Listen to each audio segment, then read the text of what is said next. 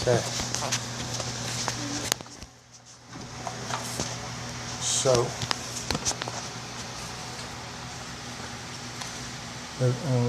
Greg, can you get that little lamp?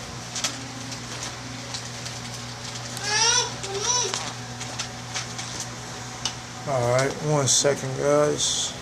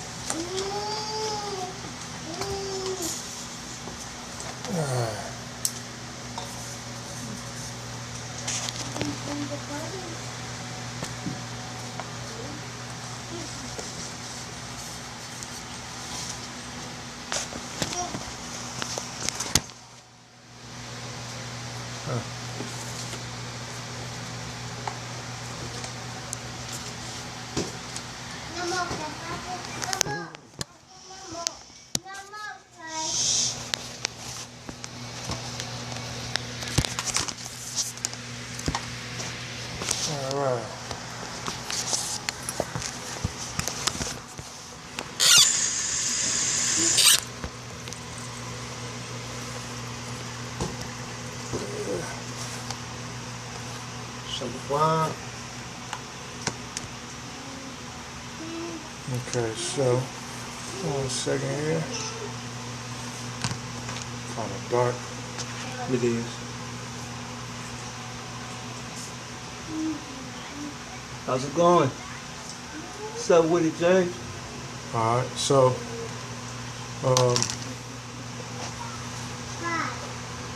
okay, so it's a little dark, Salaki on that, but doing the best we can right now. So we're getting into a study, all praises to the Most High, titled Obey the Laws of the Land, Understanding Romans 13. The reason why we're going into this is because it's, you know, a lot of times the scriptures are used a lot of times by these powers that are in the earth right now to, you know, sometimes manipulate the people, a lot of times manipulate the people, you know, force them into what it is that they want them to do and make it seem as if it's okay without any pushback on a consistent basis. And you know, we're going to get into the scriptures and see if this is how the Bible is referring to these things. All right, so first and foremost, we're going to go to Romans chapter 13, verse 1, and this is the scriptures that is used, you know, to get the people to consent to being manipulated a lot of times by governmental powers and the laws of the land.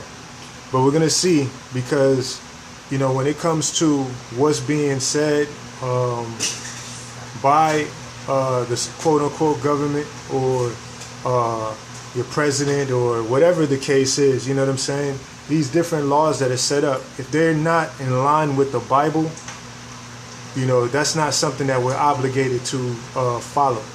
And we're going to go through these scriptures to show. All right, so we're going to go to Romans 13 and 1. And go ahead. Romans chapter 13, verse 1.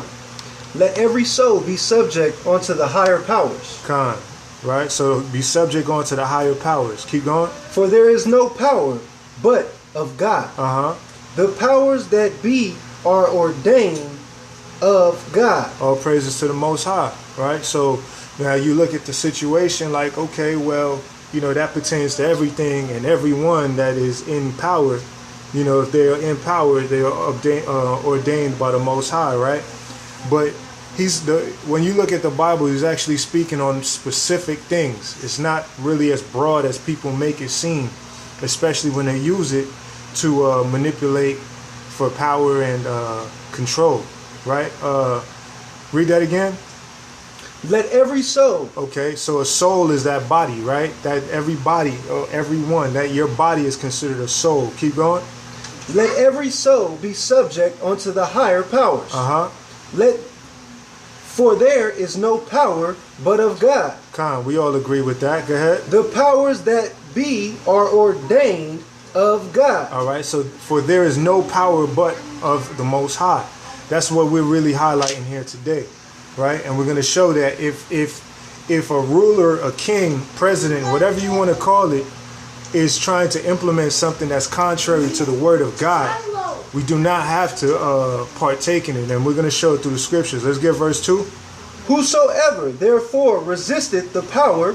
It's talking about the power that the Most High set up in righteousness. And we're going to show. Keep going. Resisteth the ordinance of God. And they that resist shall receive to themselves damnation. Khan. So just like how the Most High set up the Hamashiach, also known as Christ, right, to rule, to run the earth, the government that is coming, the eternal government rests upon his shoulders, right? You fight against that power. You are fighting against the Most High. Khan. See what I'm saying? You also have rulers of wickedness, okay? In Ephesians 6 and 12, it tells you that those are the ones that we wrestle against. So why would the Most High tell us to follow whatever it is that they're saying, even if it's contrary to his word? That would be a contradiction, right? So we're gonna just pull this out in its proper context. Let's get verse 3. For rulers. So it's talking about the powers that are set up, right, under the Most High. Watch this. Go ahead. For rulers are not a terror to good works. So they are not a terror to good works. So they're not going to tell you to do anything wicked. They're not going to tell you to do anything contrary to God's will, right? Read that again. For rulers are not a terror to good works, but to the evil. So they will tell you to do good and not evil. They'll tell you to turn away from wicked ways, as opposed to having you defile the Sabbath. From having you eating swine and telling you that it's good for your body. Man, we're going to be touching on some real serious topics here. We're going to be touching on abortion, childbirth, CPS, marriage license, taxes. All these things are the laws of the land. But do they line up with the Bible and God's will? We will see, right? Where we at here? Read verse 3 again. For rulers are not a terror to good works, but to the evil. Wilt thou then not be afraid of the power? Do that which is good, and thou shalt have praise of the same. Okay, so let's get some precepts on what kind of rulers the Most High is talking about. Because he said for rulers, right, or the powers, the higher powers, they're not supposed to be a terror to good works. Okay? They're not supposed to make you offend his word or offend his commandments. So let's go to 1 Peter 2 and 13. All right? Remember, the Most High is not the author of confusion. All right? 1 Peter 2 and 13. Right. 1 Peter chapter 2, verse 13. Verse 13. Submit yourselves to every ordinance of man for the Lord's sake. Whether it be to the king as supreme. Right. So these are, if it's talking about the king or the supreme, it's talking about those that are not terrors to good works. Right? We just read it. And also, you want to get whole Romans, because we're going to go back to Romans too. Okay. All right. But keep going when you get a chance.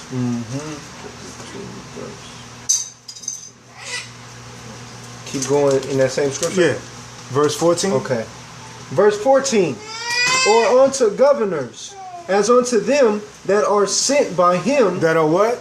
That are sent by him. For what? For the punishment of evildoers. Because they are not a terror to good works.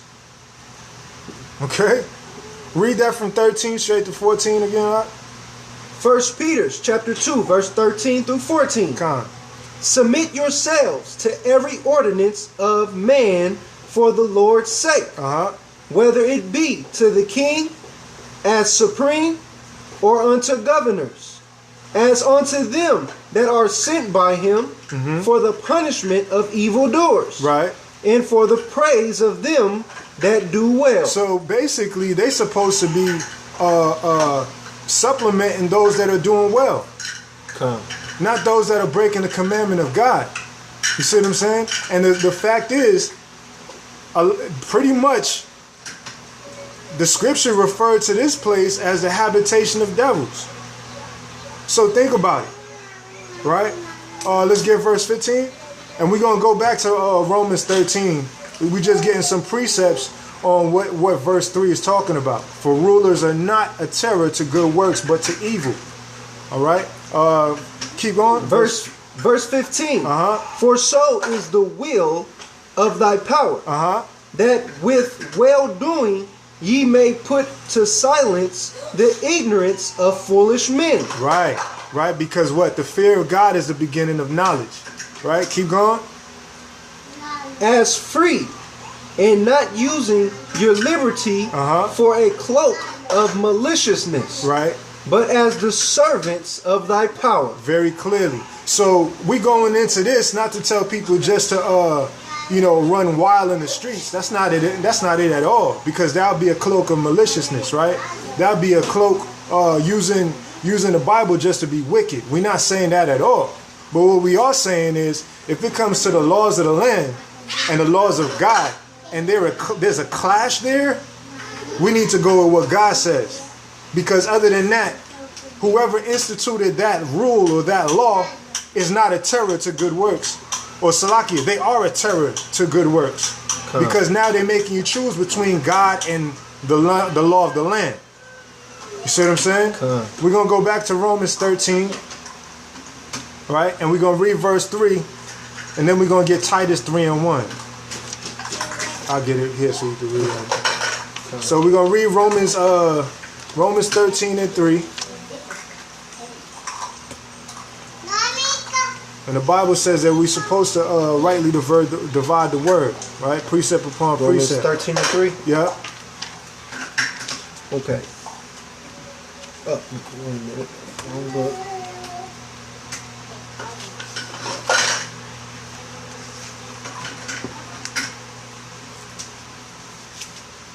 Romans 13, verse 3. For rulers are not a terror to good works. So the rulers, these powers, these higher powers are not supposed to be a terror to good works. Go ahead. But to the evil. But to the evil, to the wicked. Keep going. Wilt thou then not be afraid of the power? Do that which is good. And thou shalt have praise of the same. Okay, so we're going to get Titus 3 and 1. I got it right here for you, right? Okay. I'm going to hold this. Okay. Titus 3 and 1. Put them in mind to be subject to the principalities and powers, to obey magistrates. To obey the higher powers, the magistrates and so forth. Keep going. To be ready to every good work. To every good work, not just any work. Right? To every good work. So what is good? The words that proceeds out out of the mouth of the Most High. That was Titus 3 and 1? Yeah. That's what's good. Right? So if when they make these certain laws, hold these laws to the scriptures and see what's good. Right? So we're going back to Romans 13 and 14. Salakia, 13 and 4. Sorry about that. 13 and 4. Romans 13 and 4. For he is the minister of God. Hold on. So it's actually talking about these rulers. It's not talking about these rulers are supposed to be ministers of God, not ministers of men. And when I say that, I'm talking about men and their own laws. They're supposed to be ministers of God's laws. Right? Read that again out. For he is the minister of God to thee for good.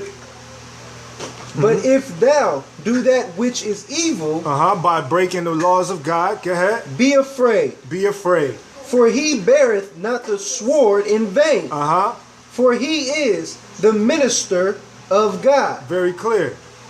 A revenger to execute wrath upon him that doeth evil. Right, because there's a great confusion, man, amongst the people. You know, especially with the older generation, you know, a lot of times, especially coming out of Christianity, they would throw this scripture out there, obey the laws of the land. Well, who's the Most High telling us to obey? Right? If they're giving a law that's contrary to his law, is he telling us to follow that? Or is he telling us to follow righteousness that is still within the laws of the land? That's the question. Right? So, verse 4 it says, for he is the minister of God to thee for good. And if you read from 1 all the way down to 4, you will see that it's talking about these same high powers that he's telling you to obey. Right? It says, but if thou do that which is evil, right? The new law, you gotta break the Sabbath every Sabbath. That's the new law. That's the law of the land. Is that what we're supposed to do? Right? It says, be afraid. Oh, the new law is eat swine with every meal that you eat. Oh, is that so? That's what we're supposed to do now. Right? The Bible tells us not to do that. It says, for he beareth not the sword in vain. For he is the minister of the Most High, a revenger to execute wrath upon him that doeth evil. That is the higher powers that the Most High is telling us to obey. Right? Verse 5. Verse 5. Wherefore ye must needs be subject. Okay, so we're supposed to be subjects to the ministers of God that are rulers. Right? Go ahead. Not only for wrath, but also for conscience sake. All praises to the Most High. Let's get verse 6. For this cause pay ye tribute also. Pay ye tribute, right? So we know tribute a lot of times is connected to some kind of financial backing or some funds, right? Go ahead. For they are God's ministers. Right. Attending. Real quick. So these people that are supposed to be getting tribute are supposed to be God's ministers. This is not my words, people. Right? Go ahead. Attending continually upon this very thing. Okay, keep going. Verse 7. Render therefore to all their due. Right, so you're supposed to pay those tributes to the ministers of God. The rulers of God that are set up to be ministers unto the Most High's people. Right? And I'm not talking about, somebody just bringing out scriptures. No. We're talking about governmental powers or the laws of the land. These people that are set up to run the land. Okay? Keep going. Salaki. Yeah, verse 7. Render therefore to all their due. Tribute to whom tribute is due. Right. Custom to whom custom. Fear to whom fear. Honor to whom honor. Right. Verse 8. Owe no man anything. Owe no man anything. Right? But wait, real quick. Owe no man anything. So, when you hear certain things, and we're going to get it, like I said, we're going to touch on the laws of the land. Right? We're going to touch on when they talk about abortion rights, when they talk about childbirth and birth certificates and all that, and CPS and taxes and marriage license. Where in the Bible does it tell you have to have these things? But that's the law of the land. Right? So the question is, who are we trying to follow? God or the law of the land? Right? It's just a real good question. But let's get verse 8 again. Owe no man anything. Right. But to love one another. For he that loveth another hath fulfilled the law. All praises to the Most High. That is the law of every land, including the Most High. Okay? That is the law right there. That's the law of the land. Right? But now we're going to get deep into it. We're going to really start breaking it open. So this study is based around this chapter and these verses right here. Okay? We're going to get into it. And where we're going to start at here, we're going to go to in the Apocrypha. Right? The Apocrypha is actually a part of the original 1611 Bible. Right? If you don't have one, you could just listen in, or you could look it up online. But the King James Apocrypha was taken out of the Bible. And you look into the Council of Nicaea, you'll see exactly what I'm talking about. Right? Shalom, shalom. So, Shabbat shalom. So we're going to start it off in 2nd Maccabees, right? Chapter 7, verse 30. Okay?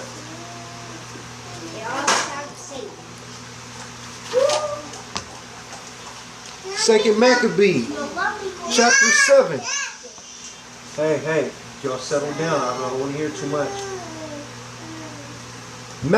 2nd Maccabee, chapter 7, verse 30. Right? While she was yet speaking to these words, the young man said, Whom wait ye for? I will not obey the king's commandment. Okay, the king's commandment. So what would be a modern day king, right? That would be a president. That would be a governor. You know, you can even say a judge. All kind of stuff. You feel me? These are people that are placed in a position of rulership over the people and are pushing the laws of the land. Right? But let's see what this says. Let's get that again. Verse 2nd Maccabees chapter 7, verse 30. While she was yet speaking these words, the young man said, Whom wait ye for?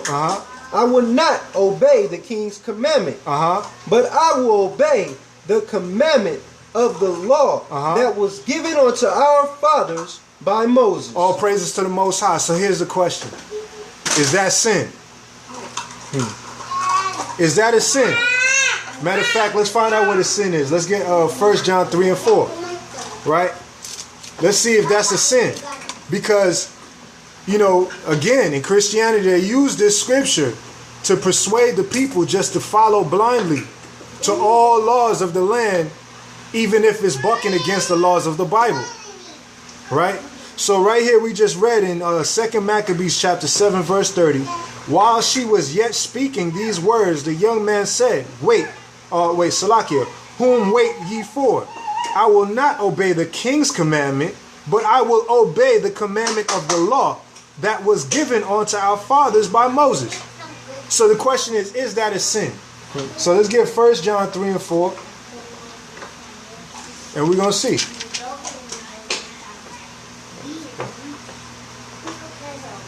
1 John chapter 3 verse 4.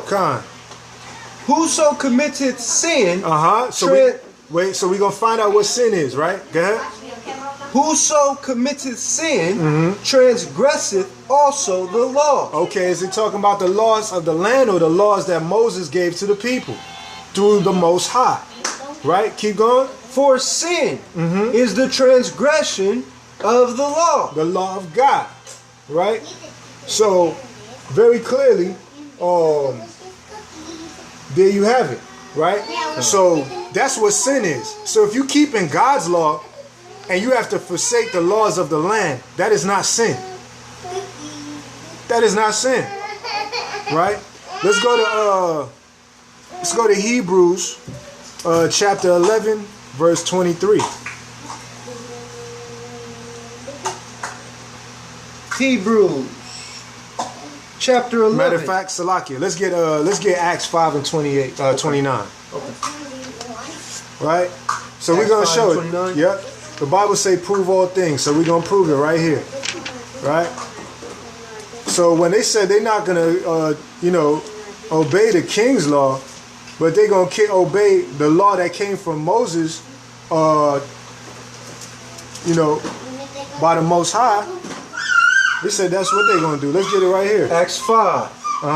Chapter 5, verse 29. Right? Yeah, go ahead. Then Peter and the other apostles answered and said, We ought to obey God rather than men. Okay, read that again. Then Peter and the other apostles answered and said, We ought to obey God rather than men. Okay. So we are to obey God rather than men. Okay. So let's go to Hebrews 11 and 23 now. All right. So no, that is not sin. If you obey the Most High over the laws of men or the laws of the land that causes you to transgress the laws of God, and you choose to go with God over the land, the laws of the land, that's not sin, friend. All right. Hebrews 11 and 23. Hebrews chapter 11, verse 23. Come. Reads as, by faith, Moses, when he was born, was hid 3 months of his parents, because they saw he was a proper child, and they were not afraid of the king's commandment. Very clear. Very clear. So, see, this is showing us very clearly what's going on. Okay? When it comes to, when you reach an ultimatum where you have to choose, it should be God's law all day. You see? But what's being happening now, the people are being programmed and conditioned to feel like even if the laws of the land trumps, like that trumps God's law, and it doesn't. You know? And we bringing this here, blowing the trumpet on it, and a higher willing, you know, this fruit is received, because this is not our words. Right? Rightly dividing the word of God. Okay? So, just keep in mind that thing what we just read about Moses. I'm going to read that again. Verse 23. By faith, Moses, when he was born, was hid 3 months of his parents because they saw he was a proper child, and they were not afraid of the king's commandment. That's how we're supposed to be operating. Okay? So, with that said, let's go to Salakia, 1 second.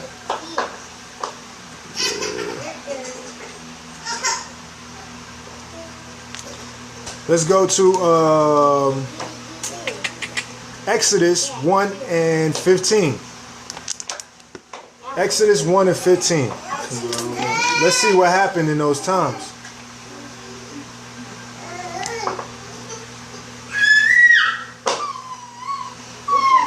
You know what? You know what? Salakia. Let's get 1 John 2 and 4. 1 John 2 and 4. We're going to touch on the Moses part, because that's a very powerful part, right? But we're going to come back to that. Let's get 1 John 2 and 4.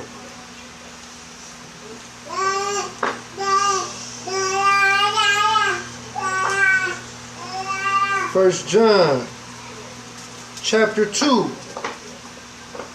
verse 4 reads as, he that saith, I know him, and keepeth not his commandments, is a liar, and the truth is not in him. Okay, so now you hit a crossroad. You got to choose the laws of the land or God's laws. Read that again, and let's see what the Bible says about that. 1 John chapter 2 verse 4. This is for all the God-loving people, right? We love the Most High. But let's see what the Bible says about that. Go ahead. He that saith, I know him, and keepeth not his commandments, right, is a liar, and the truth is not in him. Okay, and the truth is not in him. Okay, so you can't say that you love the Most High and you're not keeping his commandments. This is a word. Okay, we speaking as the oracles of God. This is not our words. We're not making this up. Okay, let's go to Zechariah 2 and 8. Right, because when you're talking about, we're gonna start touching on these scriptures on abortion, right? You know, within the land, they say things. The laws of the land is basically like, pro-choice and so forth, right? Well, you know, like we read in Hebrews 11 and 23, it was because Moses' parents, they feared God more than the laws of the king, that they chose to go against that. Was that sin? Right? That's a rhetorical question, and I know we all know the answer to that. No, it wasn't. So what is this thing that people are talking about? Right? The laws of the land say that it's okay to kill a baby. Right? It's okay to kill a baby. Well, let's look at Zechariah 2 and 8, and we're going to see what the children of Israel are to the Most High. Zechariah chapter 2, verse 8. For thus saith the Lord of hosts, after the glory hath he sent me unto the nations, which spoiled you. For he that toucheth you toucheth the apple of his eye. Wait, so he that toucheth him does what? Toucheth the apple of his eye. Okay, these doctors are saying that it's okay to kill babies. Read that again. They are the what? Toucheth the apple of his eye. Okay, so the children of Israel, including these innocent little babies, are the apple of his eye. Okay? They are the apple of his eye. So when the king put out the decree to kill the young little boys, he's touching that. He's putting out a decree to kill the apple of his eye, of the Most High's eye. But that's the law of the land, people. According to the law of the land, that is okay. Not everybody agrees with that, right? So not everybody follows that law. Same thing applies with the rest of them. If it goes against the Most High's law, we don't have to follow that. Okay? So next we're going to go to Exodus 20 and 13. Again, right now we're dealing with the abortion portion of the laws of the land. Right? Let's see. Let's just see what the Most High has to say about these things. Exodus 20 and 13? Yeah. You know, because like, you know, all of this pro-choice nonsense is crazy. Okay? Now you even got gay marriage. Unfortunately, you know, I didn't even put that in here. It just popped in my head. But Romans 1 and 26, you know, speaks on that. And that's against the Most High's laws. So, you know, sidebar. But, yeah. Exodus chapter 20, verse 13. And it came to pass when... no, you in Genesis, huh? Oh, yeah. Exodus 20 and 13. Oh, I'm tripping. No, you good.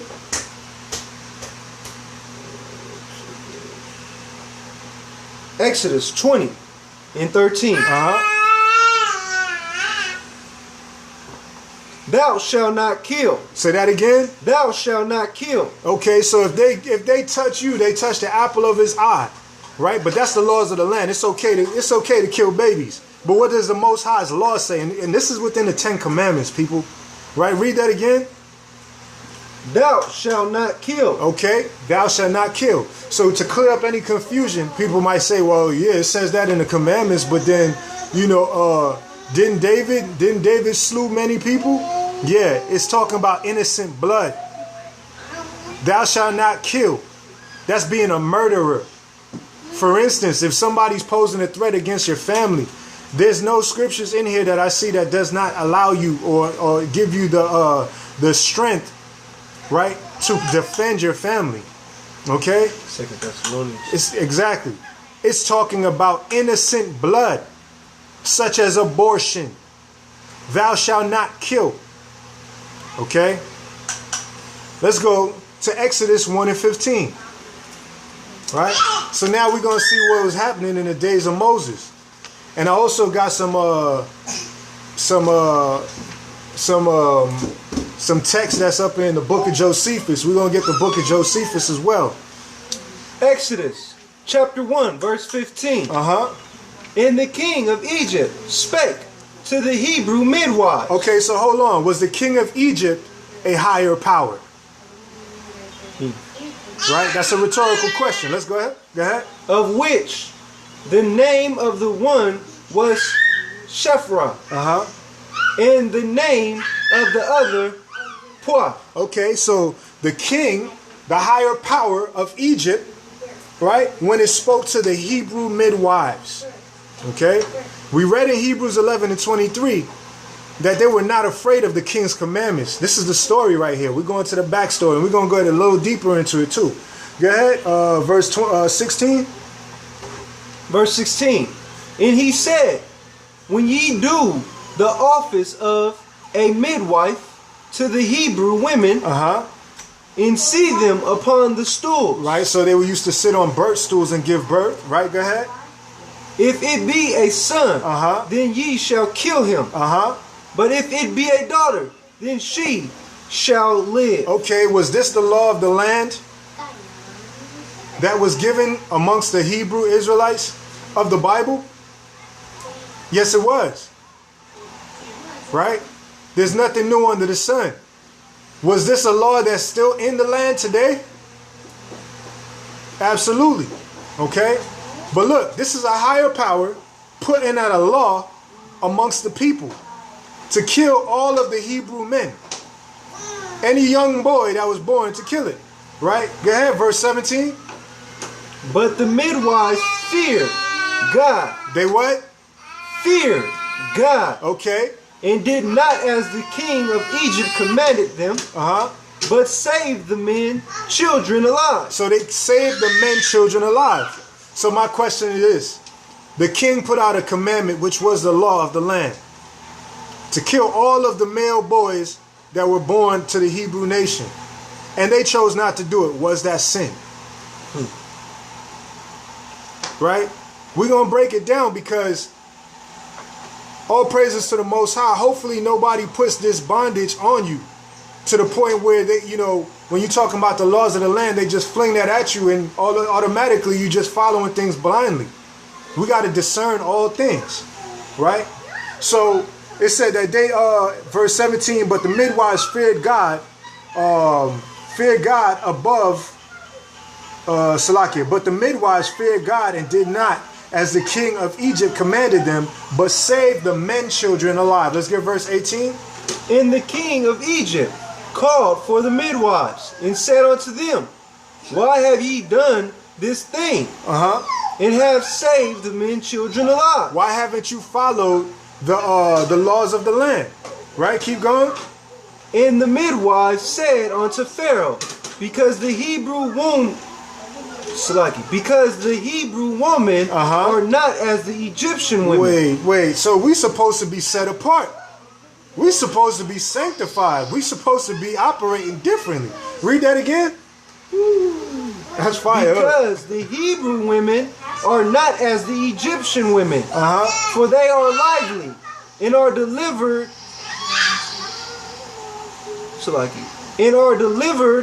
The midwives come in unto them. Okay.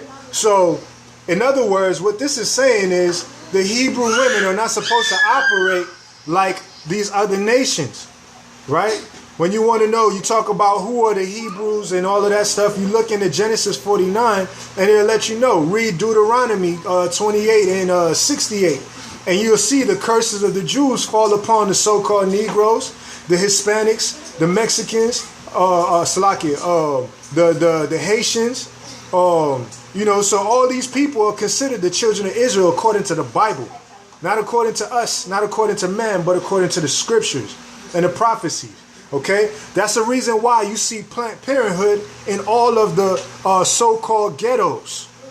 Okay? Because the same thing that happened in ancient Egypt is the same thing that's happening now. That's why they're setting up these things in these neighborhoods to kill off the Hebrew children. Okay? Let's get verse 20. Okay. Verse 20. Start from 19 to 20 because it flows real tough. Salakia. Exodus chapter 1, verse 19. And the midwife said unto Pharaoh, because the Hebrew women are not as the Egyptian women. Right, so the women are not supposed to operate like the other nation, or the women of the other nation. Go ahead. For they are lively. So they shouldn't be killing off their children. Keep going. And are delivered by midwives come in unto them. Okay, verse 20. Therefore God dealt well with the midwives. He did what? Dealt well with the midwives. So if it was sin against God by not following the law that came from this higher power, why did he deal well with the Hebrew midwives? Right? Keep going. And the people multiplied. Wait, what? How did the people start to multiply? Right? Keep going. And the people multiplied. And waxed very mighty. And waxed very mighty. Let's get 21. And it came to pass, because the midwives feared God, that he made them houses. He blessed their house. Keep going. And Pharaoh charged all his people, saying, every son that is born ye shall cast into the river, and every daughter ye shall save alive. Okay, that was the law of the land. Okay, and they went against that, and they got blessed for it. Right? Let me see that book right there, the Josephus. So we're gonna go into the book of Josephus, All right. Book of Josephus. He was a Hebrew historian. All right. And we're going to go into it. We're going to go into the book of Josephus. If you don't have it, you can just listen along while we read it. Or you can look it up online. But there's some real strong nuggets in here. All praises to the Most High. All right. So we're going to go into Antiquities of the Jews. Okay. Book 2. All right. Hold on a second. I'm going to tell you what chapter and everything. The page and everything. Book 2, chapter 9. So that would be the book of Josephus, Antiquities of the Jews, 2.91. All right. So that would be on page 66 in my book. And that would be chapter 9. Okay. Now, it happened that the Egyptians grew delicate and lazy. As to painstaking, engraved themselves up to other pleasures. Right, so they gave themselves up to other pleasures. Keep going. I'm going to just let them read, and we just touch the strong points. Go ahead. And in particular, to the love of grain. They also became very ill affected towards the Hebrews. Okay, so this is why the Pharaoh wanted to kill all of the Hebrew men, right? But it gets deeper, right? As touched with envy at their prosperity. For when they saw how the nation of the Israelites flourished, right, and were become eminent already in plenty of wealth. Okay, so the Most High was blessing these people abundantly to the point where the Egyptians started to become jealous of the Hebrews. Right, keep going. Which they had acquired by their virtue and nature, love of labor. They thought their increase was to their own detriment. Right, detriment, go ahead. Detriment, and having in length of time forgotten the benefits they had received from Joseph. Okay, so these people that started to despise the Hebrew people forgot how Joseph saved the whole land. Okay, and now they started to despise his brethren. Okay, this is why these kind of things started to roll out. Oh, kill all the young Hebrew men and save the women. So what were they doing with the women? They would try to impregnate them and start another nation of Egyptians, because you are what your father is, according to Numbers 1 and 18. Right, keep going. Particularly the crown being now come into another family. Okay, so it went from, remember, Joseph was actually basically running that land. And when he died, the rulership went back to the Egyptians. Right, but go ahead. They became very abusive to the Israelites, and contrived many ways of affliction. It's like afflicting them. Right. For they enjoined them to cut a great number of channels for the rivers, and to build walls. Right. Okay. Yeah. For their cities and ramparts. So rampart is like a high wall. So they started to do, really start making them work really hard, real laborious work. Right, but go ahead. That they might be restrained the river and hinder its waters from stagnating. Okay, so we need water to live. But they was cutting off the rivers and all kind of stuff. These are the kind of things that was going on in ancient Egypt. Go ahead. Upon its running over its own banks, they set them also to build pyramids. Right. Wow. Yep. It's in there. It set them also to build pyramids. Right. So they had them building the pyramids and so forth. Go ahead. And by all this, wore them out. So their plan was to wear them out, destroy these people, make them work extremely hard, right? Go ahead. And force them to learn all sorts of mechanical arts. Right. And to accustom themselves to hard labor.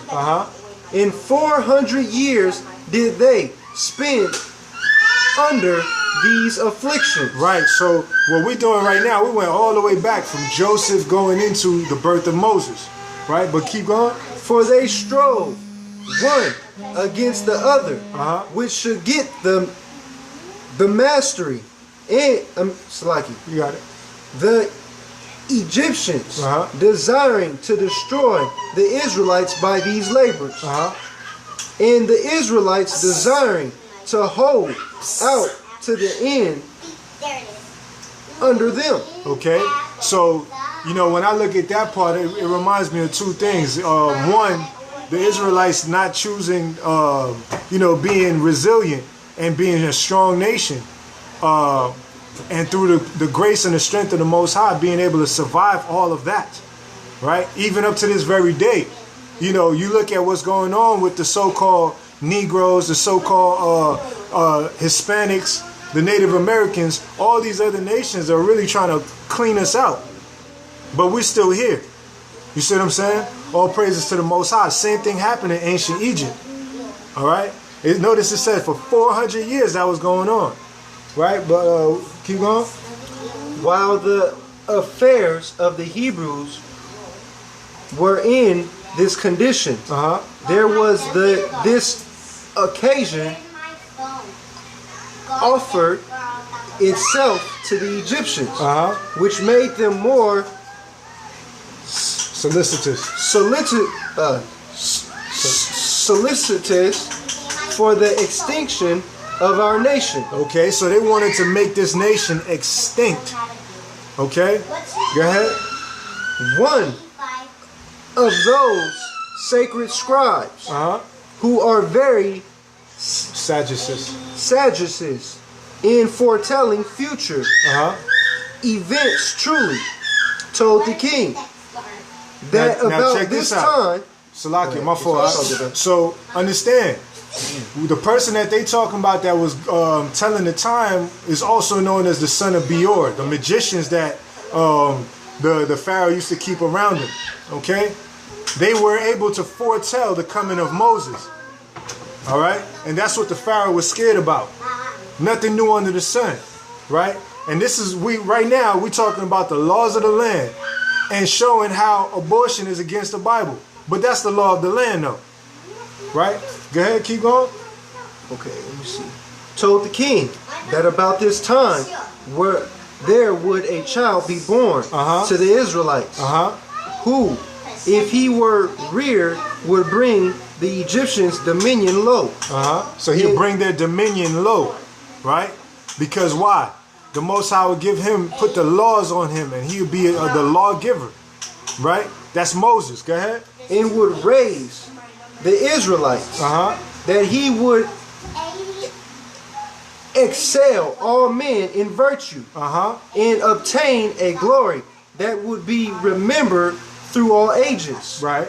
Which thing was so feared by the king, that according to this man's opinion, he commanded that they should cast every male child which was born to the Israelites into the river and destroy it. Okay, very clear.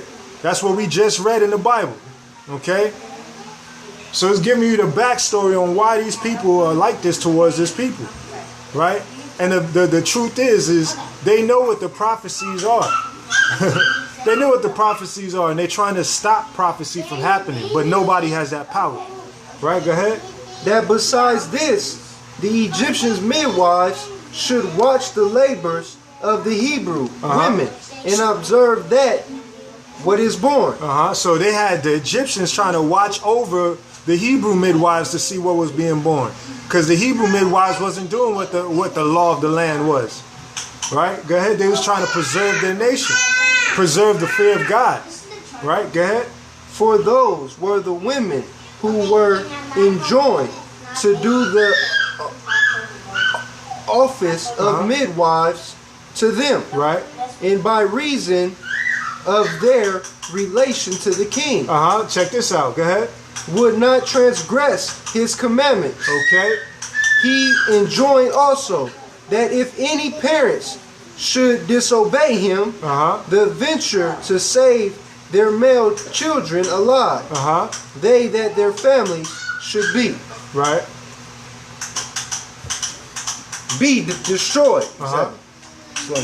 This was a severe affliction indeed to those that suffered it, not only as they were deprived of their sons, and while they were the parents themselves, they were obliged to be subservient to the destruction of their own children. Okay, but look, the laws of the land, they have gotten the people so programmed in their mind that instead of them coming in with their swords and rifles and, you know, forcing the people to give their children up, these people are walking their children into these places and freely killing their children. Because it's the law of the land. They say it's okay. You know, you don't want a baby, you know, you just walk right in there and, you know, they'll take care of it for you. Right? What they say, turn your womb into a tomb. Right? It's not supposed to be so. Okay? According to Zechariah 2 and 8, Yasha is the apple of his eye. Exodus 20 and 13, thou shalt not kill. Alright? But that's the law of the land though. Tell them don't use that Romans 13 out of context. Right? Go ahead. But as it was to be supposed to tend to the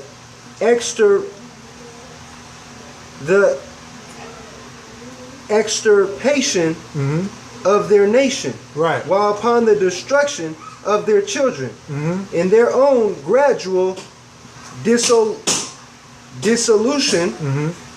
the calamity would become very hard and inconsolable to them. And this was the ill state they were in. The laws of the land. But no one can be too hard for the purpose of God. Wait, read that again. But no one can be too hard for the purpose of God. Okay, so it don't matter what they try to do, what they try to say. They can't overthrow the word of God. None of them is that hard. Right? Keep going. Though he contrived 10,000 subtle devices for that end. For this child, whom the sacred scribe foretold, was brought up and concealed from the observers appointed by the king. And he that foretold him did not mistake in the consequences of his preservation, which were brought to pass after the manner following. Okay, so all praises to the Most High. The Most High concealed Moses to allow him to preserve his life. Okay? So that's what was going on. Alright? So we're going to go here to, we're going to go to Matthew 2 and 1. Go ahead and close this up, brother. Yeah, we're good right there. Matthew 2 and 1. Right? Again, abortion is the law of the land. And that's a big one because, like I said, it's to the point where people are just, you know, waltzing in there, you know, stomach swollen with the baby in it, and, you know, have no compassion towards the situation. Matthew 2 and 1? Yep. Now when Yasha was born in Bethlehem of Judea in the days of Herod the king. Okay, was he a higher power?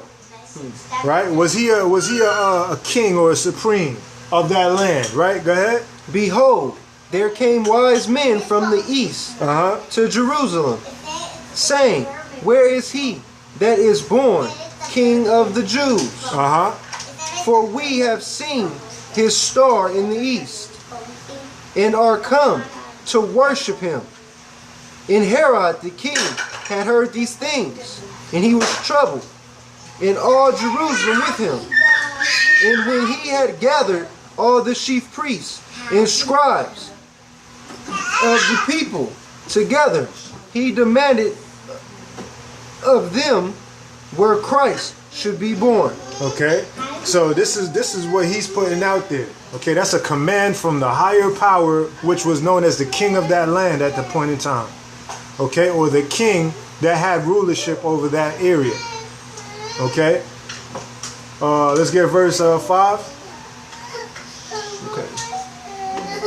And they said unto him in Bethlehem of Judea, for thus it is written by the prophet, and thou, Bethlehem, in the land of Judea, are not the least among the princes of Judea,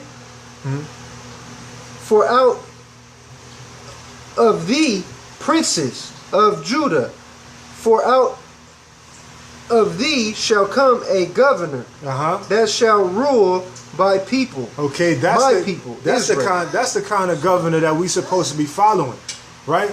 Which is Yasha, also known Yasha Hamashiach, also known as Christ, right? So he's the governor or the high power that we should be following, right? Go ahead. Then Herod, when he had previously called the wise men, inquired of them diligently what time the star appeared. And he sent them to Bethlehem and said, go and search diligently for the young child. And when ye have found him, bring me word again, that I may come and worship him also. Okay, so he really wanted to kill the young child. Okay, no different from what they wanted to do with Moses. Right, go ahead. When they had heard the king, they departed, and lo, the star which they saw in the east went before them till it came and stood over where the young child was. When they saw the star, they rejoiced with exceeding great joy. Praise the Most High. Check this out. Go ahead. And when they were come into the house, they saw the young child with Mary, his mother, and fell down and worshipped him. And when they had opened their treasures, they presented unto him gifts, gold and frankincense and myrrh. All right, so when they found him, remember what King Herod told them to do. He told them that when they find him, let him know where he is so he could go and worship him too. Right? But go ahead. And being warned of God in a dream that they should not return to Herod, they departed into their own country another way. But Romans 13, right? They say that it says to be subject unto the higher power. So why would God tell these wise men in a dream not to go back to Herod? There's some confusion there, right? I mean, either it's confusing or it's straightforward, and people are actually miscuing what the Bible says, right? So it says here, and being warned of the Most High God in a dream that they should not return to Herod, who was the higher power of that land, they departed into their own country another way. All praises to the Most High. So they never went back to Herod. Is that sin?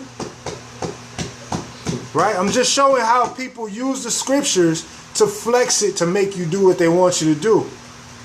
But the Bible says you shall know the truth and the truth shall set you free. We are not supposed to be obeying things that are we are not supposed to obey laws that break laws. That doesn't even make sense. If the Most High spoke it and told us to do this, that is the utmost superior law over everything. Right? Let's get verse 13. Verse 13. And when they were departed, behold, the angel of the Lord appeareth to Joseph in a dream, saying, Arise, and take the young child and his mother, and flee into Egypt. And be thou there until I bring thee word.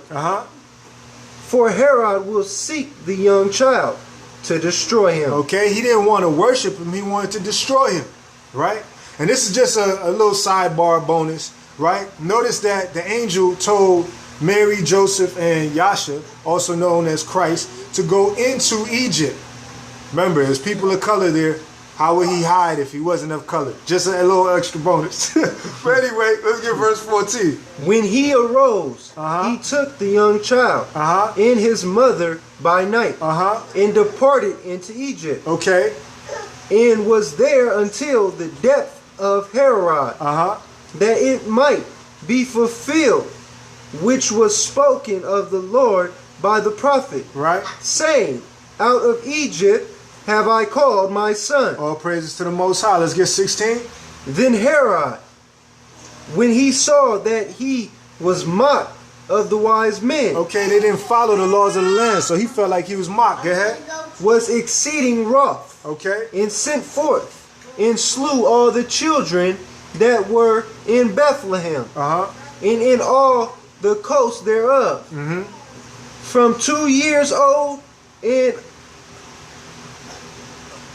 under, according to the time which he had diligently inquired of the wise men. Okay, so that was the law of the land. Slew all the 2-year-old babies. Okay, yeah, that's what the scriptures are saying. But these people didn't follow that, right? They didn't follow that. They followed what the Most High put on them, the commandments of God. All right. This is just highlighting, man. Notice there's something really interesting with the laws of the land of abortion that was going out against Moses, and the laws of the land that was going against Christ, Yasha HaMashiach. Notice that in both times, these rulers were putting out laws because they were scared of losing their power. I'm going to say that again. They was putting out these laws of the land because they were scared of losing their power. It's no different today. Right? It's the same exact thing. We're going to get another one. Again, highlighting. We know that Exodus 20 and 13 says, thou shalt not kill, but that is a law of the land. You are allowed to have an abortion. Which one is it? Right? Okay. I'm going to go to the book of Yasha. You see that right there? All right, Yasha. If you don't have the book of Yasha, you can just listen along while we bring it out. Or you can look up the PDF online and read along while we bring it out. But all praises to the Most High. This is some powerful stuff right here. Because now we're going to look into another situation that is showing that even though abortion is okay by the laws of the land, it is not by the laws of God. All right. So, Yasha chapter 7, verse 30. So, yeah, go ahead. Yasha chapter 7, verse 30. Khan. And Nimrod became strong when he put on the garments. And God gave him might and strength. Okay.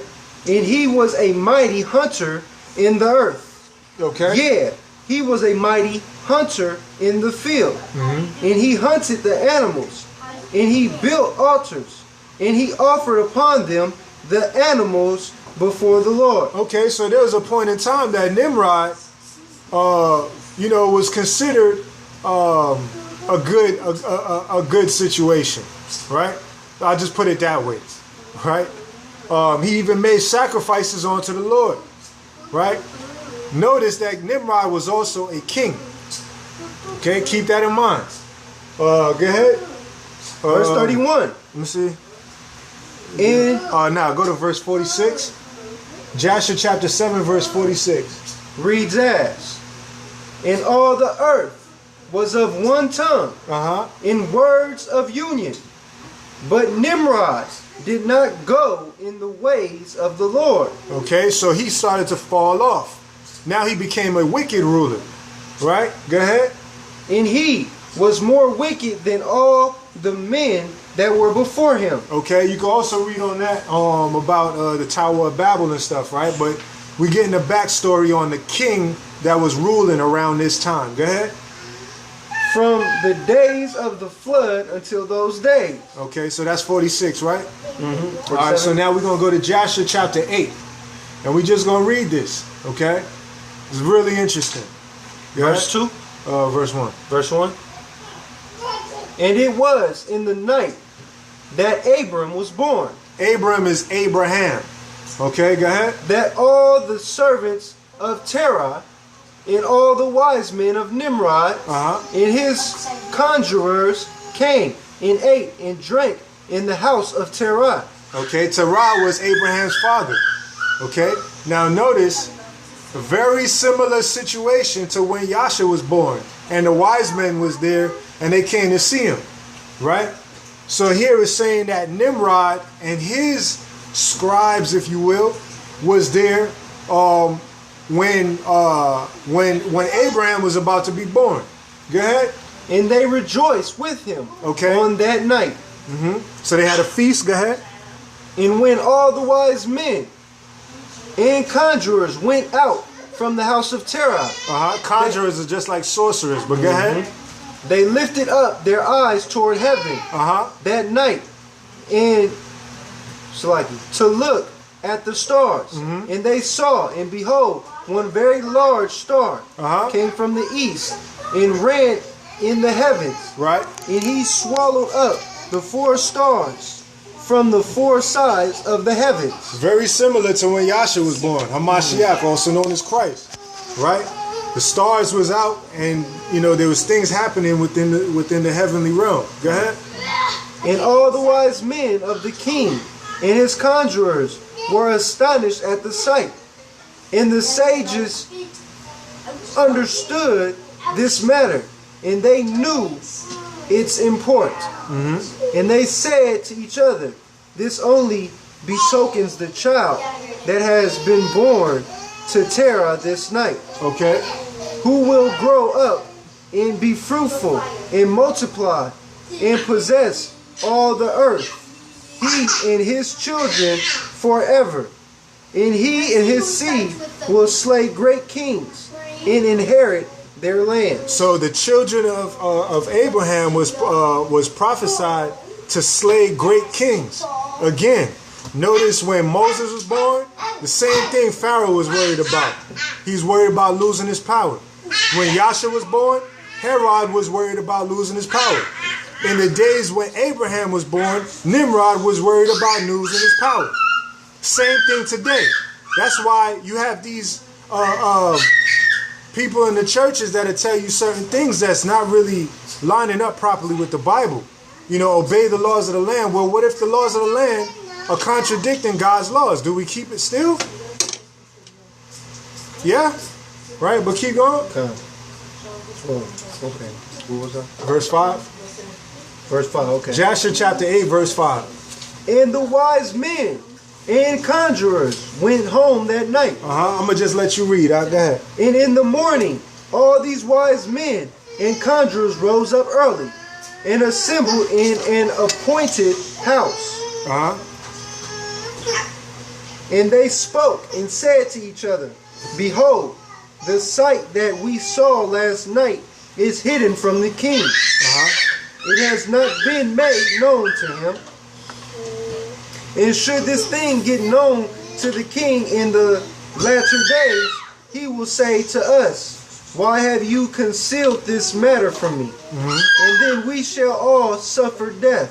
So at first they was contemplating on even telling the king what they saw in the heavenly realms, what they saw going on in the stars.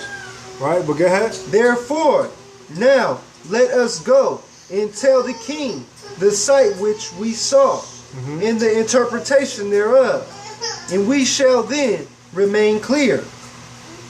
And they did so, and they all went to the king and bowed down to him to the ground. And they said, may the king live, may the king live. We heard that a son was born to Terah, the son of Nahor. Okay, so they telling him about this baby that was born. Okay, a special child. Go ahead. The prince of thy hosts. So Salakia. So Terah, Abraham's father, was actually, a revered man under the rulership of Nimrod. Okay, Nimrod had a level of respect towards him. All right, but go ahead. The prince of thy hosts, and we yesternight came to his house, and we ate and drank and rejoiced with him that night. And when thy servants went out from the house of Terah to go to our respective homes to abide there for the night, we lift up our eyes to heaven, and we saw a great star coming, swallowed up 4 great stars from the 4 sides of the heavens. And thy servants were astonished at the sight which we saw, and were greatly terrified. And we made our judgment upon the sight, and knew by our wisdom and proper interpretation thereof, that this thing applies to the child that is born to Terah. Okay, it applies to Abraham. Keep going. Who will grow up and multiply greatly and become powerful and kill all the kings of the earth. Okay, so this would happen through his seed to come, especially when you're talking about, Abraham, right? From Abraham came Moses, and also came Yasha through the tribe of Judah. You see what I'm saying? So all of this stuff is happening through the birth of Abraham, which is a very significant birth as well, right? But go ahead. And kill all the kings of the earth, and inherit all their lands, he and his seed forever. And now, our Lord and King, behold, we have truly acquainted thee with what we have seen concerning this child. If it seemeth good to the king to give his father value for his child. So they wanted to buy the baby. They wanted to buy Abraham. What do you think they was going to do after they purchased the baby? Right? But go ahead. We will slay him before he shall grow up and increase in the land, and his evil increase against us, that we and our children perish through his evil. Okay, so what they were worried about is if Abraham grows up, and what they see with the prophecies coming, what they seen in the stars and what happened with the stars is like, man, through Abraham will be a great nation, and they're going to destroy everything we got right now. So they wanted to buy him from his father and pretty much kill him. You see what I'm saying? But look how things flip. They got the people nowadays so programmed that they pay them to kill their babies. Unbelievable, right? But that is a law of the land. It's okay with the laws of the land to, kill your own child. Once you do it in the hospital, it's all right. But if you do it in your home, it's different. Okay, you gotta have a licensed doctor to basically rip the baby apart. It's all right then. Okay, but yeah, let's keep going. And the king heard their words, and they seemed good in his sight. And he sent and called for Terah. And Terah came before the king. And the king said to Terah, I have been told that a son was yesternight born to thee, and after this manner was observed in the heavens at his birth. Okay, go ahead. And now, therefore, give me the child. So he's telling Terah to give him his baby. What? But go ahead. That we may slay him before his evil springs up against us. Now imagine the president saying that to you about your kid. Give me your child so that way, what I see to happen in the future doesn't happen to my kids. So let me kill yours now. That was basically the law coming from the king. And this was a king talking to somebody that was under him, that was supposed to be subject to him. Again, we got to keep these scriptures in context. Right? But go ahead. And I will give thee for his value thy house full of silver and gold. So he was going to give him abundance of money if he just gave him his son so he could kill him. Keep going. And Terah answered the king and said to him, My lord and king, I have heard thy words. Check this out. Listen very carefully. This is crazy. Go ahead. And thy servant shall do all that his king desireth. Okay, so he's like, okay, well, okay, the king said to do this. Well, I'll do what the king says. I'll listen to what the king says. Let me put it that way. Go ahead. But my lord and king, I will tell thee what happened to me yesternight. So watch this. This is a parable right here. Go ahead. That I may see what advice the king will give his servant. Okay, so he's like, well, you want me to do this with my son. Well, let me tell you what happened to me the other day, and let me hear your advice on what you think I should do. Go ahead, bring it down. And then I will answer the king upon what he has just spoken. Okay. And the king said, Speak. And Terah said... Wait, real quick. So notice that it called Nimrod a king. Keep that in mind. Let's get it. And Terah said to the king, Ayon, son of Mored, came to me yesternight, saying, Give unto me the great and beautiful horse that the king gave thee, and I will give thee silver and gold. Okay, so a gentleman came to Terah and told him, Give me your horse, that beautiful horse that you have, and I'll give you silver and gold. Go ahead. And straw, and provender for its value. And I said to him, Wait till I see the king concerning thy word. And behold, whatever the king saith, I will do. And now, my lord, the king, behold, I have made this thing known to thee. Okay, so real quick. So a gentleman came to him and told him that he would buy his beautiful horse, this one rare horse that he has. And the gentleman said he'll give him silver and gold, but he said, you know what, wait, let me talk to the king, see what the king thinks about that, and if the king says it's good, I'll deal with it. Go ahead. And now, my lord and king, behold, I have made this thing known to thee, and the advice which my king will give unto his servant, that will I do. Right. That will I follow. And the king heard the words of Terah, and his anger was kindled, and he considered him in the light of a fool. So he considered him a fool because he's like, bro, you gonna sell this one in a lifetime horse that comes around so rarely, and you for silver and gold? So he like, man, how silly is that? That's foolish. Right? Go ahead. Keep going. I'm gonna do what my son did, cuz.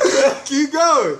Keep going. He got him so good right here. Good. Go ahead. And the king heard the words of Terah, and his anger was kindled, and he considered him in the light of a fool. Right. And the king answered Terah, and he said to him, Art thou so silly, ignorant, or deficient in understanding, to do this thing, to give thy beautiful horse for silver and gold, or even for straw and provender? Art thou so short of silver and gold that thou shouldest do this thing? Right, so are you hurting that bad? That don't make no sense. Right? But go ahead. He contradicted himself. You set himself up so bad. Because thou canst not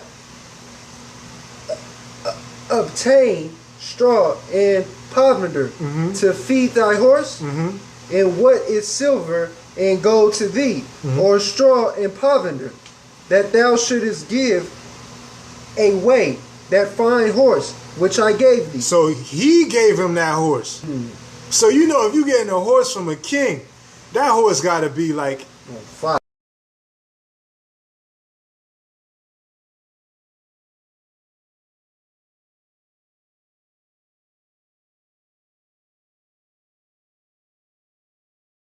Magnificent. And the king left off speaking, and Terah answered the king, saying, Like unto this has the king spoken to his servant.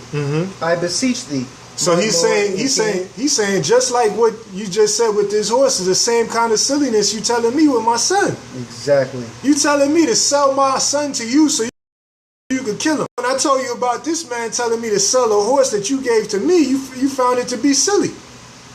Go ahead. I beseech thee, my Lord and King, what is this which thou didst say unto me, saying, give thy son that we may slay him? And I will give thee silver and gold for his value. What shall I do with silver and gold after the death of my son? Who shall inherit me?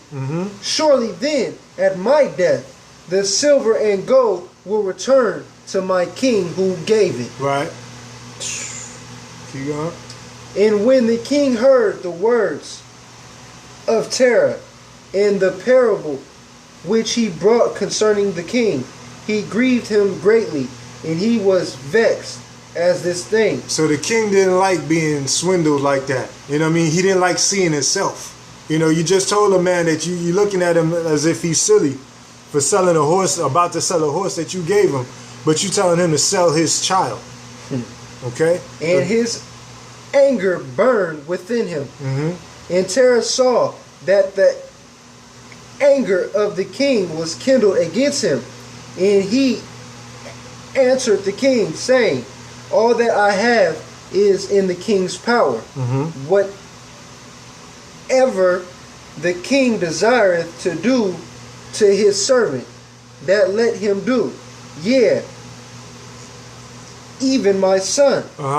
He is in the king's power without value in exchange. Right. He and his two brothers that are older than he.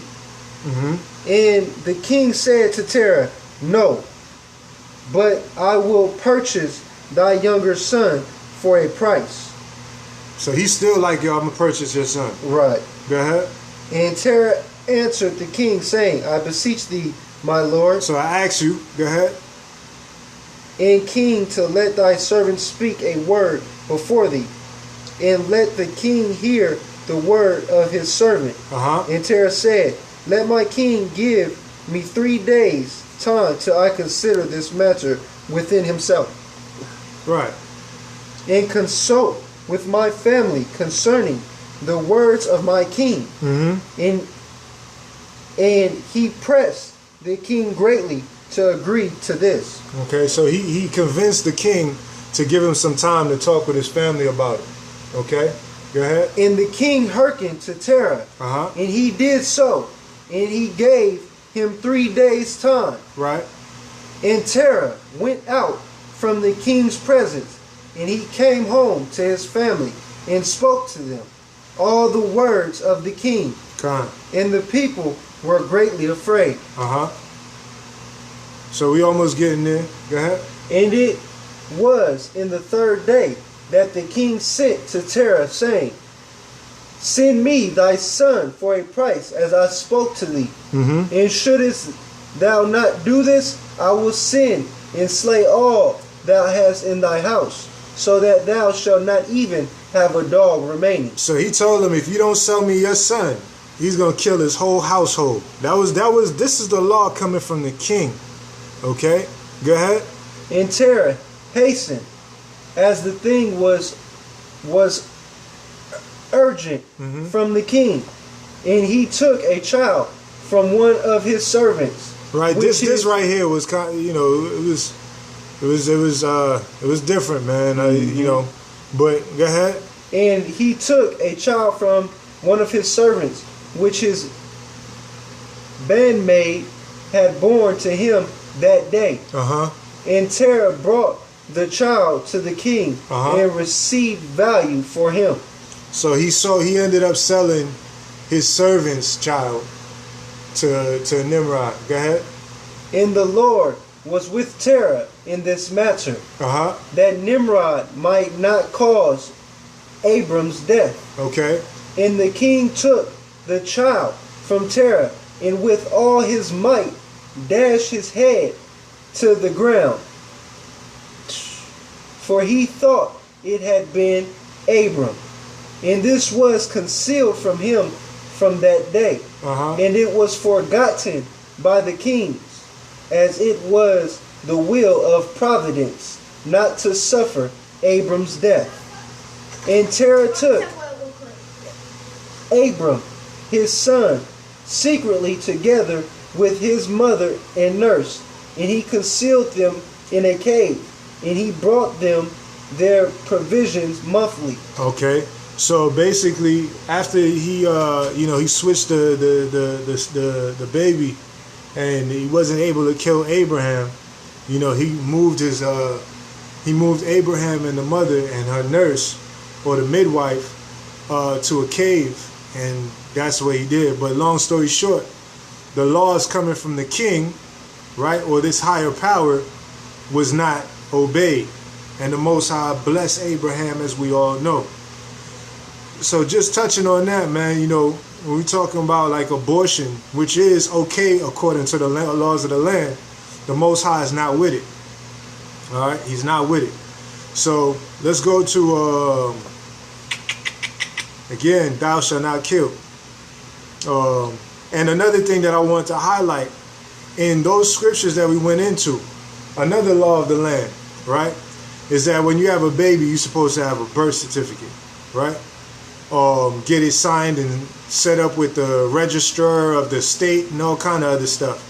But they have something called biblical times. They would actually keep record of the baby for themselves. This wasn't public documents or given to the king and all kind of other stuff. Nah, this was for your own personal family tree. You see what I'm saying? But the laws of the land tell you got to do this, and you got to. Where's that in the Bible? How come when we heard about the births of these people, we didn't hear about no birth certificate? Where's that at? Right? The thing is, they did keep record, but they kept record of their own family tree. That's how it's supposed to be. See what I'm saying? So when it comes to abortion, that's a no-no. But that's okay with the laws of the land.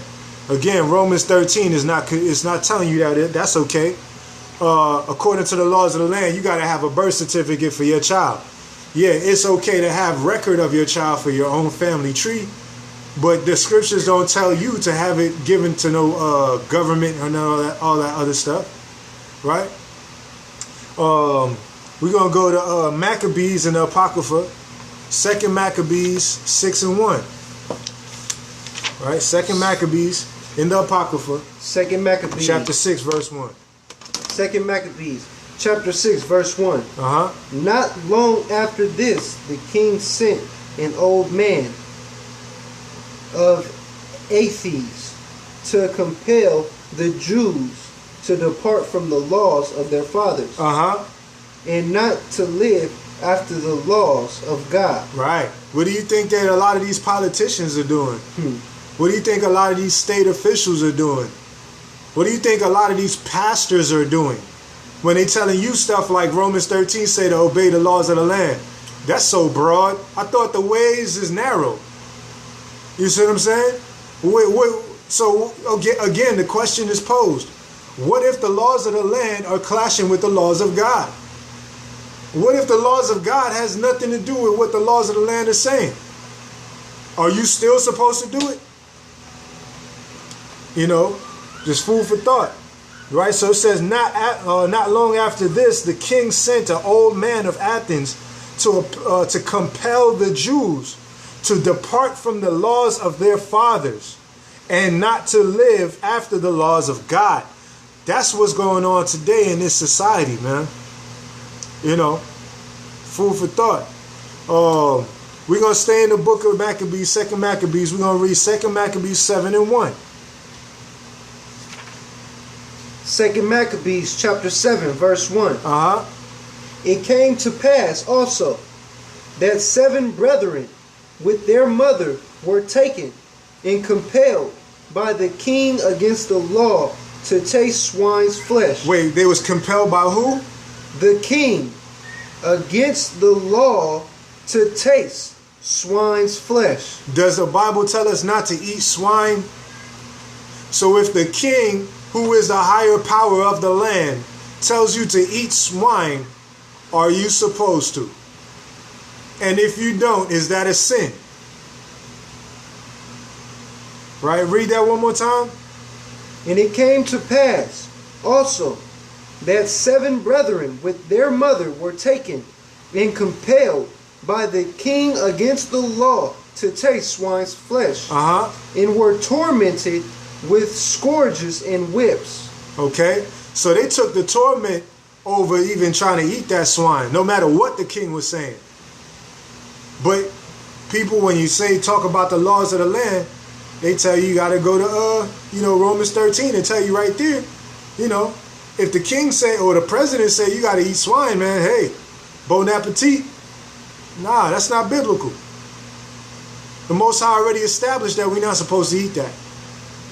Your pastor tell you that, nah, it's already written. You're not supposed to do that. All right? Now, I want to touch on some scriptures. We still dealing with obeying the laws of the land, understanding Romans 13. Romans 13 tells us to obey the higher powers. Again, we touched on a king is a higher power. But we've seen these kings time and time again so far since this study started, telling people things that go against God's law. And every time that the people chose to go with God over the laws of the land, or the laws that was coming from these kings, they were blessed. We're going to get some more, right? We're going to touch on CPS now. Child Protection Services, right? Because like we said with childbirth, there's no scripture here that says that you got to go and get your child vaccinations and get them a birth certificate and go and sign it and give it to the state. No, that's not in the Bible. That's the law of the land. If you don't do it, are you sinning against God? Right? So now we're going to touch on the CPS thing, because according to the laws of the land, CPS have a right to interfere with you and your child, you and your household, right? Well, let's see what the Bible says, and we're going to get some clear precepts right now. All praises to the Most High. We're going to go to Galatians 4:1, because we're going to establish something.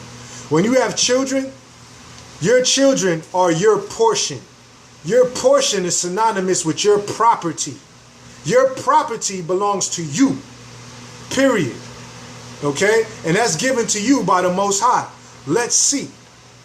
Let's go to Galatians 4:1. Galatians chapter 4, verse 1. Now I say that the hair... The ear, go ahead. Now I say that the heir, as long as he is a child... As long as he is a what? A child. Differeth nothing from a servant. What? Read that again. Now I say that the heir... That's your children, right? Go ahead. As long as he is a child... As long as he is a child... Differeth nothing from a servant. Different nothing from a servant. Go ahead. Though he be Lord of all. Okay? So he's going to grow up into being the heir of everything that you possess. But while he is a child, he is no different from a servant. A servant has a master. Who would be the master of that house? It will be the parent. Okay, maybe I'm reaching, right? Let's go to Isaiah 14:2. And we're going to also look it up in the concordance. So a child is no different from a servant. Isaiah what? 14:2.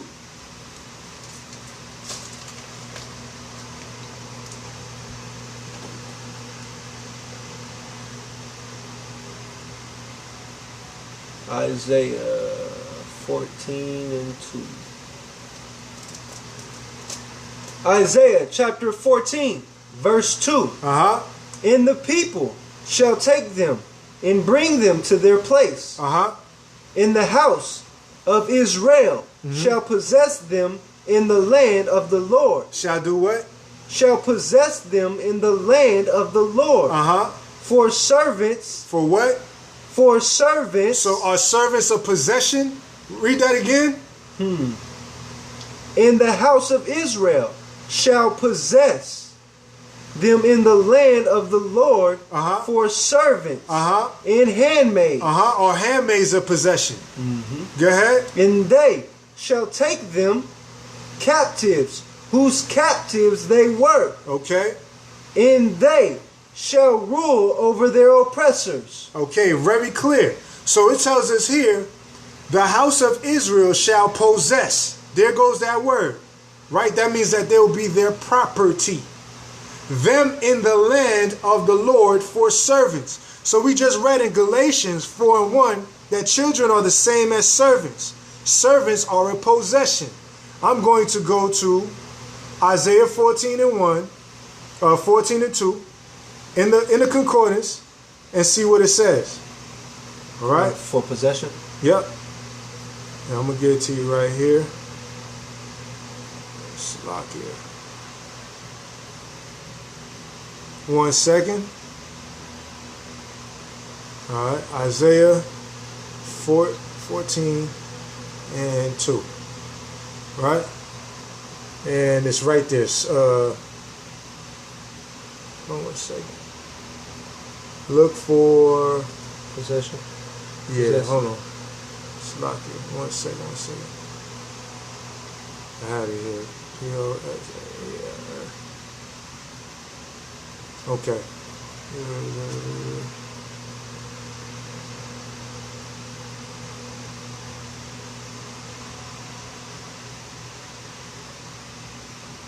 Just lock it 1 second.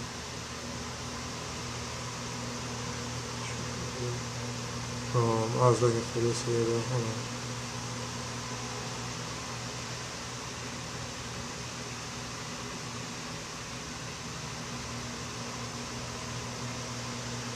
One second, y'all.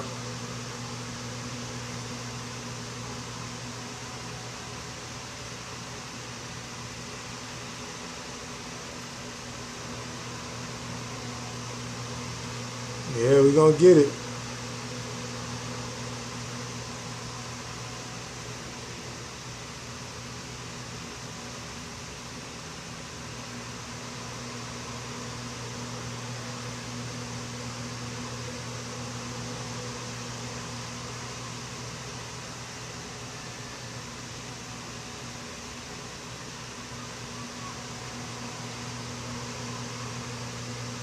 Slack it 1 second.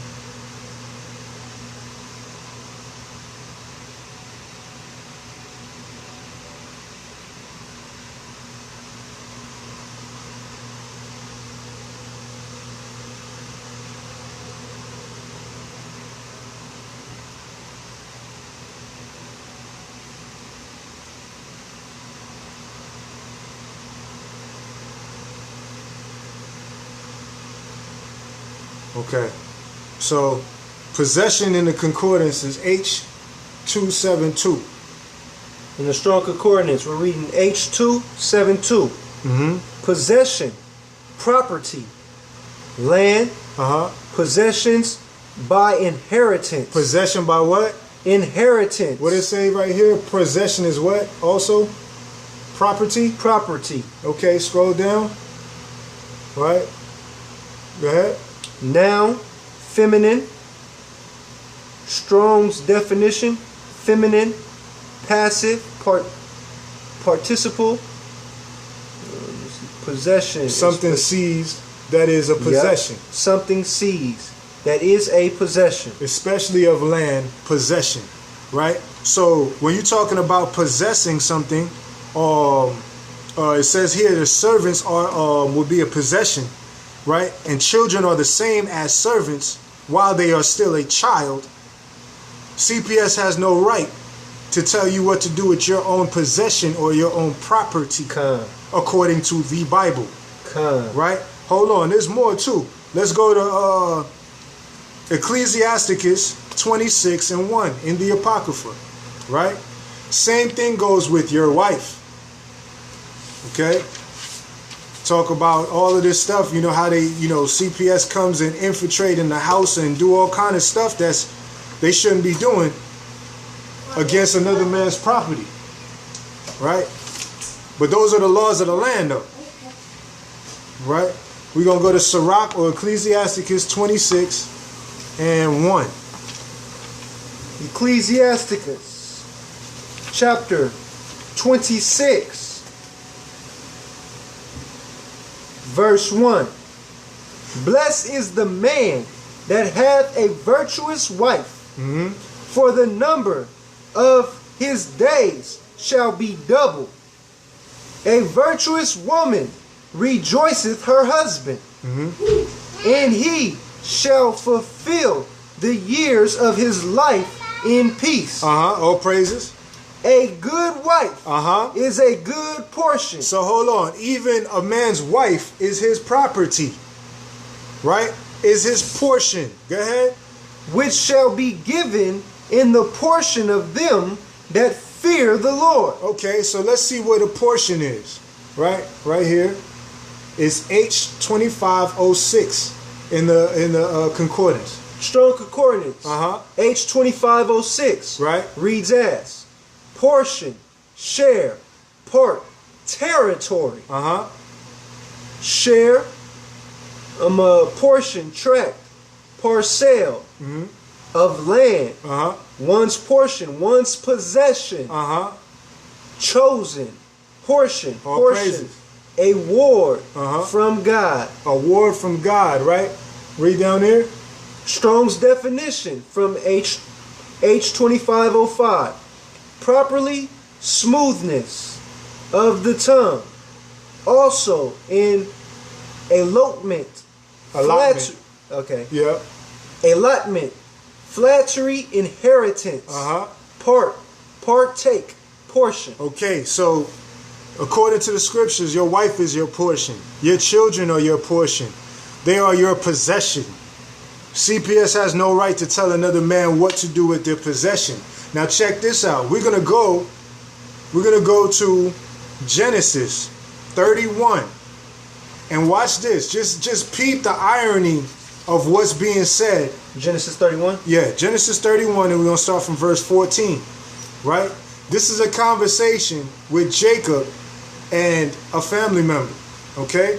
And just listen to what's being said and see how it pertains to how the government treat the people. Okay? You know, again, this is an understanding Romans 13 and showing that when it's talking about the laws of the land, it's talking about righteous rulers, not just any old kind of laws. Okay? Genesis 31, and we're going to start from 14. Verse 14 reads as. So real quick, Salaki. So while we going through this, just imagine Laban as the government, and just watch how this is played out. Let's get it. And Rachel and Leah answered and said unto him, Is there yet any portion or inheritance for us in our father's house? Because now, you know, at this time Jacob is about to leave, and they like, you know, basically we going with you because, you know, we belong to you now. You know what I'm saying? Go ahead. Are we not counted of him strangers? For he hath sold us, and hath quite devoured also our money. For all the riches which God hath taken from our father, that is ours, and our children's. Now then, whatsoever God hath said unto thee do. Right. And Jacob arose up and set his sons his sons, that's possession. And it says, and his wives, that's his possession. Right? Go ahead. And set his sons and his wives upon camels. And he carried away all his cattle and all his goods, which he had gotten. The cattle. Will we keep going? So look, real quick. But it says, and he carried away all his cattle, possession, and all his goods, possession, which he had gotten. Possession. Right? Go ahead. The cattle of his getting. Possession. Which he had gotten in Padan Aram. For to go to Isaac, his father, in the land of Canaan. Okay, drop down to verse 20. And Jacob stole away unawares to Laban in Syrian. The Syrians, in that he told him not that he fled. Right, so it's not saying he stole anything. what it's saying is he left without telling Laban that he was leaving. Laban was Rachel and Leah's father. Okay? Now keep in mind, when you're reading this, just imagine Laban being the government. Okay? And this is the kind of stuff that's going on. Watch this here. We're going to go to verse 25. Let's get it. Verse 25? Yep. Then Laban overtook Jacob. Now Jacob had pitched his tent in the mount. And Laban with his brethren pitched in the Mount Gilead. Okay, so what's going on here with Laban? Laban was getting rich off of Jacob being in his house. Just no different from the children of Israel being servants in this place. They make money off of you and your children. So the minute that you take possession over what the Most High is giving you as your portion, they are losing money. Same thing. Watch this, verse 26. And Laban said to Jacob, what hast thou done, that thou hast stolen away unawares to me, and carried away my daughters? Hold on, but those are his wives. Go ahead. As captives taken with the sword. Wait, they just said that they wanted to leave with him. And whatever the Most High told them to do, go. Right? But look how the script's being flipped. But go ahead. And that's what's going on. We talked about childbirth briefly. Right? When you get these birth certificates and you sign this stuff over, you're signing your children over to the government. This is facts. Okay? Now, what's going on here? He's basically saying like all that stuff still belong to me. Right? But go ahead. Wherefore didst thou flee away secretly and steal away from me? What? And didst not tell me that I might have sent thee away with mirth and with songs, with tabret and with harp? Okay, so in other words, you should have let me know. You know what I'm saying? Let me know first. And we'll have a big celebration about it. No different from, you wanna homeschool your kids? Let me know. You know what I mean? The government is like, yeah, let me know, and I'll give you the doctrine to give to them. You know what I'm saying? But go ahead. And has not suffered me to kiss my sons and my daughters? Thou hast now done foolishly in so doing. Mind you, the Most High gave Jacob this instruction to go. You see what I'm saying? But go ahead, keep going. It is in my power of my hand to do you hurt.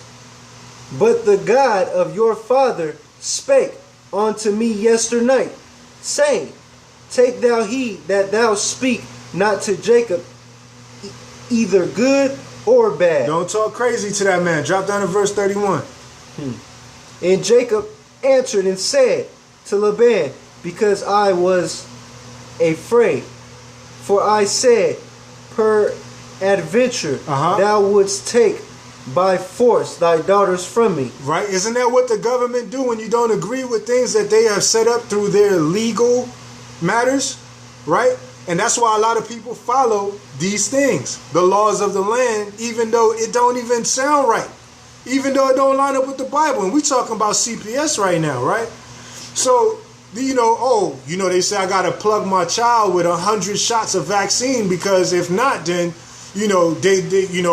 just like he says here, verse 31. And Jacob answered and said to Laban, because I was afraid, for I said, peradventure thou wouldest take by force thy daughters from me. Right? That's what a lot of people fear when you're talking about the laws of the land, the governmental powers, and all kind of stuff. But in reality, they shouldn't have no authority like that. You give them that authority. Let's go to verse 36.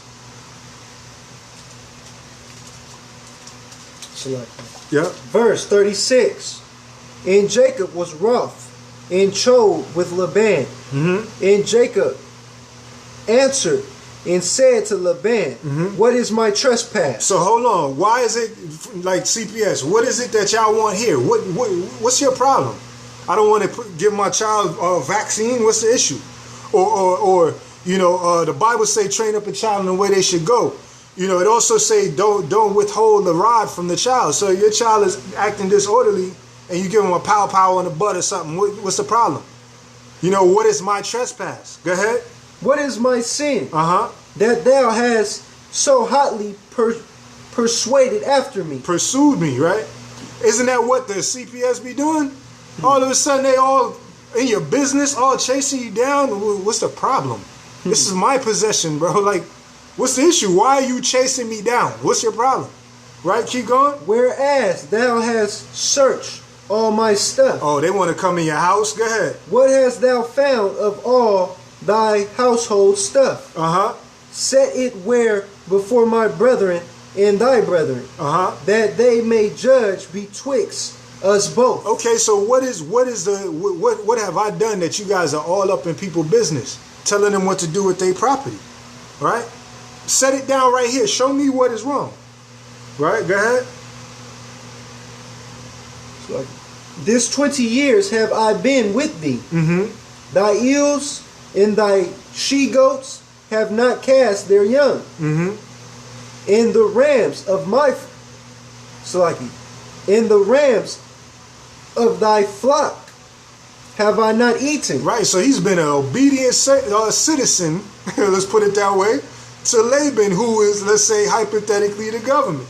Right, he's done everything that he needed to do. You know what I'm saying? Go ahead, keep going. That which was torn of beasts I brought not unto thee. Right. I bear the loss of it. Right, so many of us have taken losses, right? And there's, for instance, you can't sue the pharmaceutical company. If something go wrong, you just got to chalk it to the game. Right? You got to take that loss. Keep going. Of my hand didst thou require it? Right, so again, like that pharmaceutical example, that's the law of the land.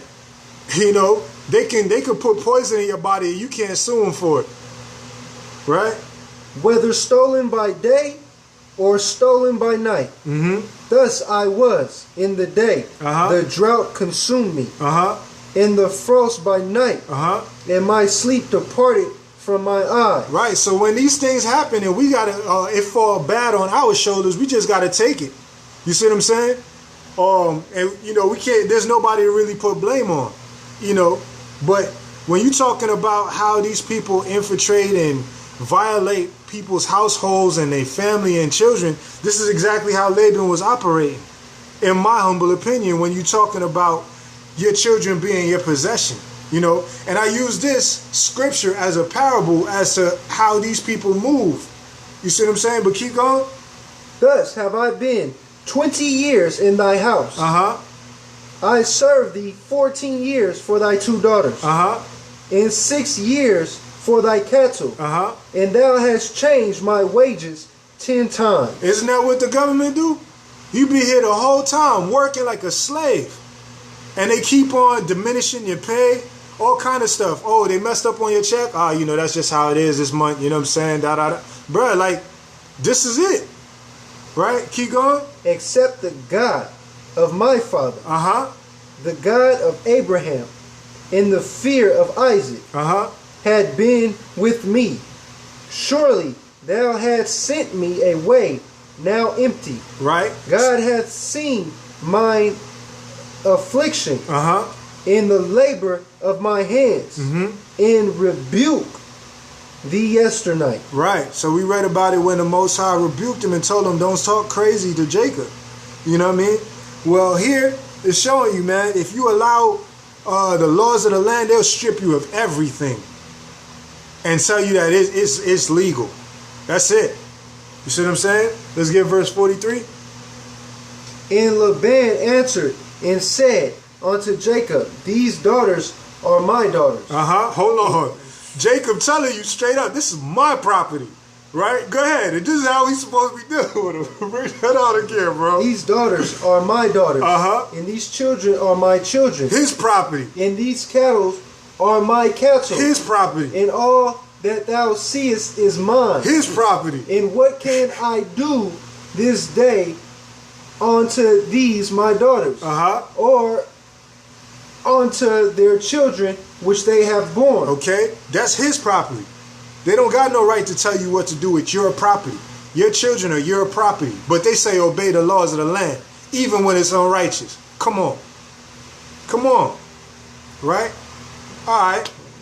So, we're going to deal with, I got probably about 7 or 8 more scriptures, man. We about to bring it to a head. We're gonna go and touch on some things on marriage, right? Because the laws of the land, you need a marriage license. What scripture is that, right?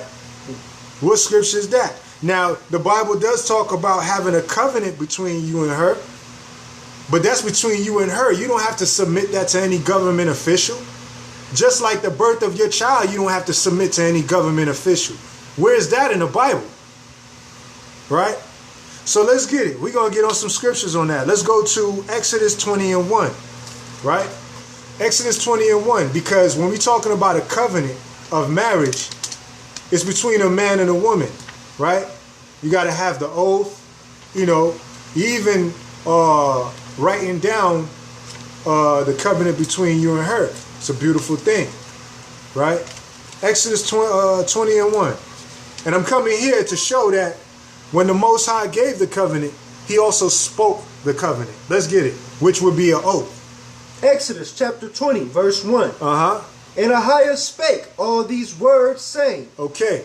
So he spake, right? And when you look through chapter 20, this is the 10 commandments and so forth. This is also, these are the commandments. These are the covenant of our people and so forth. Okay. So he spake it. All right, let's go to Deuteronomy 10 and 12. He spake the covenant or the commandments. Right, let's go to Deuteronomy 10 and 10 and 1.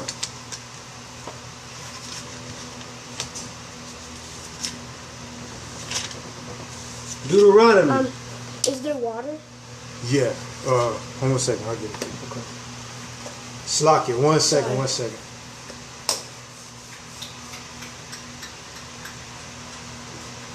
Sorry about that, Amar. No, you good, homie?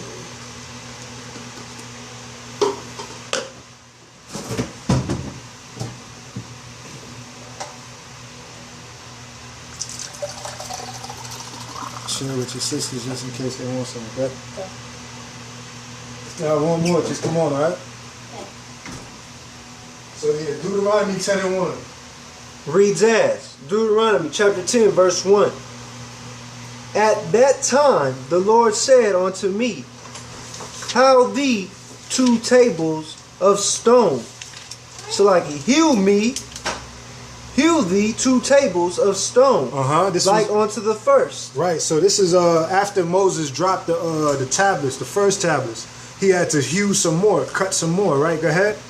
And come up unto me into the mount.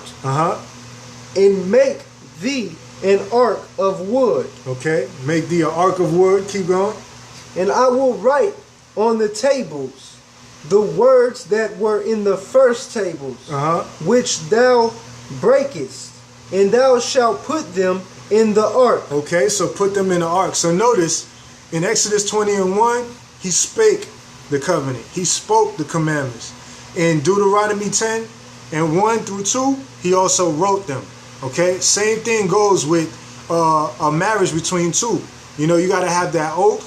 You also have to have something written too, right? But it don't have to go through no government officials. You know what I'm saying? We talking about, we read earlier where the government will sit upon, well, actually there's a scripture that talks about the government sitting upon the shoulders of Hamashiach Christ. Okay? That's the government that we need to be focused on. All right? Anything that makes us go against that government, you know, no bueno. All right. Let's go to Tobit in the Apocrypha. Tobit 7 and 10. Right? Tobit 7 and 10. Because again, when we talk about marriage, the scriptures don't talk about having a marriage certificate to give to a government official. You know what I'm saying? That's for your own records. Okay? But that's the law of the land, though. In other words, you can't get married unless they say it's okay by you doing, paying them some money for them to give you a piece of paper, and now you married because they said so. Tobit what? 10 and 7 and 10 through 14.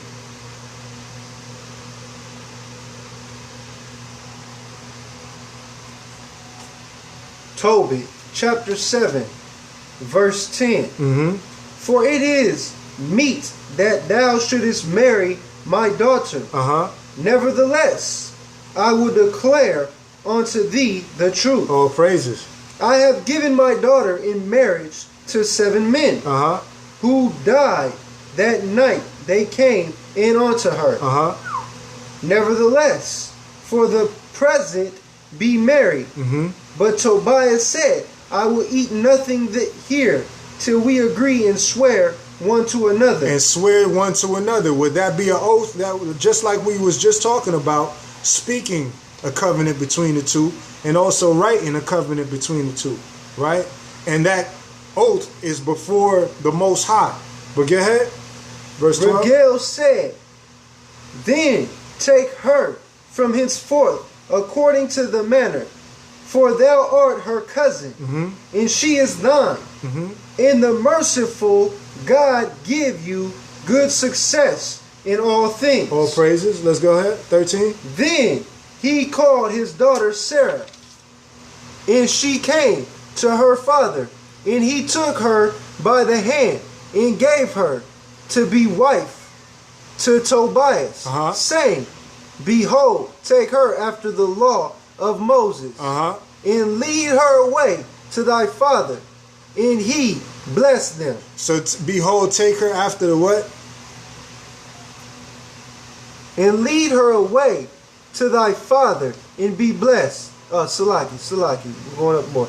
Behold, take her after the law of Moses. Not the law of the land, but law of Moses. God's law. Right? God's law. Okay? So you don't need no, I got to go down to City Hall and get a piece of paper from them to do this and that, and now it's official. Nah. All you need is a piece of paper, a nice place to make a covenant with you and your wife, talk about, swear unto one another, make an oath between you two, and, the joining of the flesh and so forth. You feel me? But long story short, it's definitely not, the laws of the land tell you that you got to do it the way they say, or it's not official. Well, what did God say? Right? But let's get verse 14. Verse 14. And called Edna, his wife, and took paper, and did write in an instrument of covenants, and sealed it. All praises to the Most High. There goes your marriage certificate. Where's the government official there? Right? That's what I'm trying to tell you, man. When they talking about obey the laws of the land, it's being taken out of context. Being taken out of context. Right? So now we're gonna touch on this tax thing, man. You know what I'm saying? Let's see, right? The laws of the land, man. Laws of the land.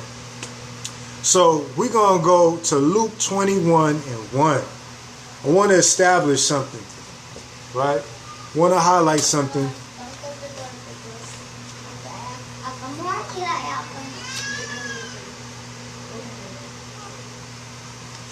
Hold 1 second.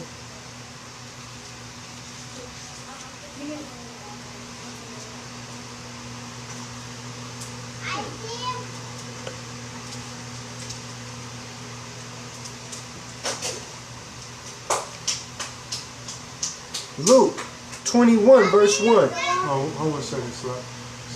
Hey, Bree, you got the cover?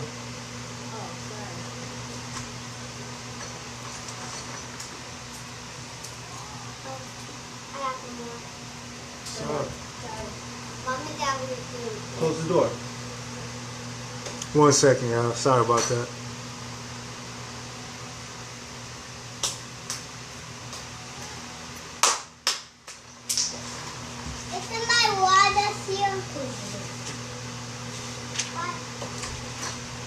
Alright, let's get it. Luke 21:1.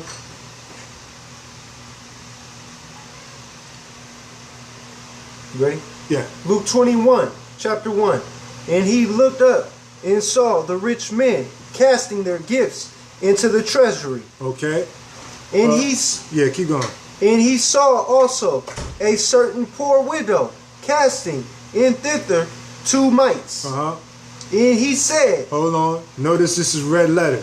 I really came here just to get verse 1, but the red letter is speaking, so I just wanted to make sure we could deal with this. Go ahead.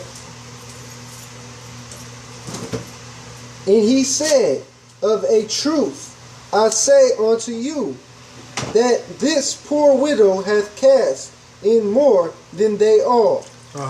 For all these have of their abundance cast in unto the offerings of God. Okay. You want to get taxed on something, man, throw your offerings into the offerings of God, right? But she of her penury hath cast in all the living that she had. Okay, so when you give to the least of these, you give on to the Most High. All right. Now, again, I really came here just for verse 1. For the simple fact to show that Yasha HaMashiach, also known as Christ, had a treasury. Okay. Now, you're going to see something very beautiful here as we go through these scriptures. But I just continue to go to verse 4 just because you see the red letter, so you see Yasha speaking. All right. So now we're going to go to Matthew 22 and 15. Matthew 22 and 15. You know this is the laws of the land. You know what I'm saying? Let's see what's going on here. Matthew chapter 22 verse 15 reads as, Then went the Pharisees and took counsel how they might entangle him in his talk. Right, so they wanted to try to get some kind of confusion going with him. Go ahead. And they sent out unto him their disciples with the Herodians, saying, Master, we know that thou art true, and teachest the way of God in truth. Neither carest thou for any man, right? For thou regardest not the person of men. Okay, so he's not a respect of persons, right? Go ahead. Tell us therefore, what thinkest thou? Is it lawful to give tribute unto Caesar or not? Okay, we read earlier in Romans 13 where it talk about tribute. Give tribute unto him that is due. But it also says that tribute is supposed to go to a minister of God because he is not a terror to good works, right? But now if these governmental powers are afflicting the people, oppressing the people, defrauding the people, you know what I'm saying? Is that good works? I'm just asking. Keep going. But Jesus perceived their wickedness and said, Why tempt ye me, ye hypocrites? Show me the tribute money. All right, show me the tribute money, right? Go ahead. And they brought unto him a penny. Okay, so they brought him a penny, right? No different from your dollar bill. Go ahead. And he said unto them, Whose is this image in superscription? Okay, so it's like if you get a penny right now, who you seeing on there, right? Or you look on your dollar bill, what you see, right? You see the pyramids, or you might see one of these presidents or something like that, right? Go ahead. They say unto him, Caesar's. Then saith he unto them, Render therefore unto Caesar the things. So render, or to rend, is to split or to separate, right? Go ahead. Therefore unto Caesar the things which are Caesar's. Okay. And unto God the things which are God's. Right. So there's not, it's not no mingle and twining up the two, right? For instance, and let me say this right now, if you, what I'm saying is straightforward. If you choose to to throw that tribute in there, we know that these people, these governmental powers are a terror to good works. A lot of them. You know what I'm saying? These laws don't really help us. You know what I'm saying? However, if that's something that you choose to do, by all means, right? That's up to you. Is it a sin to pay it? No. But me personally, I'm going to look at this. I'm going to look at what Yasha did. All right? They say unto him, Caesar's. Then saith he unto them, Render therefore unto Caesar's the things which are Caesar's, and onto the Most High, the things that are the Most High's. So when you talking about the laws and stuff like that, that belong to the Most High, man. You feel me? All of that little other stuff, you know, it is what it is. That's your call. But let's see how Yasha dealt with that. Let's go to Matthew 17 and 24. Right? In my mind, this is how I look at it. If we are to abide, or say we abide in him, we ought to walk even as he walked. That's my opinion. Right? The scripture's there, but that's what I apply to this as well. Let's get verse 24. Matthew chapter 17, verse 24. Come. And when they were come to Capernaum, they that received tribute money came to Peter and said, doth not your master pay tribute? Right, so they talking to Peter Simon and saying, well, don't, you know, what about Yasha? Does he pay tribute? Right, go ahead. He said, yes. And when he was come into the house, Yasha prevented him, saying, what thinkest thou, Simon? Of whom do the kings of the earth take custom or tribute? Man, that's a powerful question. Look at that question again. What thinkest thou, Simon? Of whom do the kings of the earth take custom or tribute, right? So who they take? Look at it this way. Who do they tax? Right? Because from what I understand, the rich don't really tax the rich like that. You know, they tax the poor. You feel me? So who do they tax? Do they tax their own, or do they tax those that they don't consider to be their own? Right? But go ahead. What was the response? Of their own children, or of strangers. Right. So do they tax them their own people, or do they tax other people? Right? But go ahead. Verse Peter 26. saith unto him, of strangers. Oh, so they tax the strangers. They tax the other people. Right? Go ahead. Yasha saith unto him, then are the children free? Oh, so then the people are not the same as them. You see what I'm saying? They are free. Free from what? That's the question. Right? But the thing is, when I say they don't tax their own, but they tax the people that is not considered their people, look at what I'm saying. Why is it that people that have businesses get tax breaks? What is that for the poor? You see what I'm saying? It don't make no sense. It's completely backwards. Right. So poor. It says, he said, yes, I'm in agreement with that. Even if I don't agree with giving tribute to these wicked system that just oppress God's people. Why do I say it's still, technically you still pay taxes? You go to the grocery store and go buy something and look at your receipt after. And tell me if you ain't already paid your taxes. I'm just asking. Right? Because from what I understand, they tax you for everything. Everything. And then you get taxed again. Right? So, are you paying your taxes without doing all the other stuff? I'm not here giving no legal advice. What I am saying is when they talk about the laws of the land are supposed to be in line with the laws of God. So if you're going to be paying any tribute to anybody, it should be to the Most High.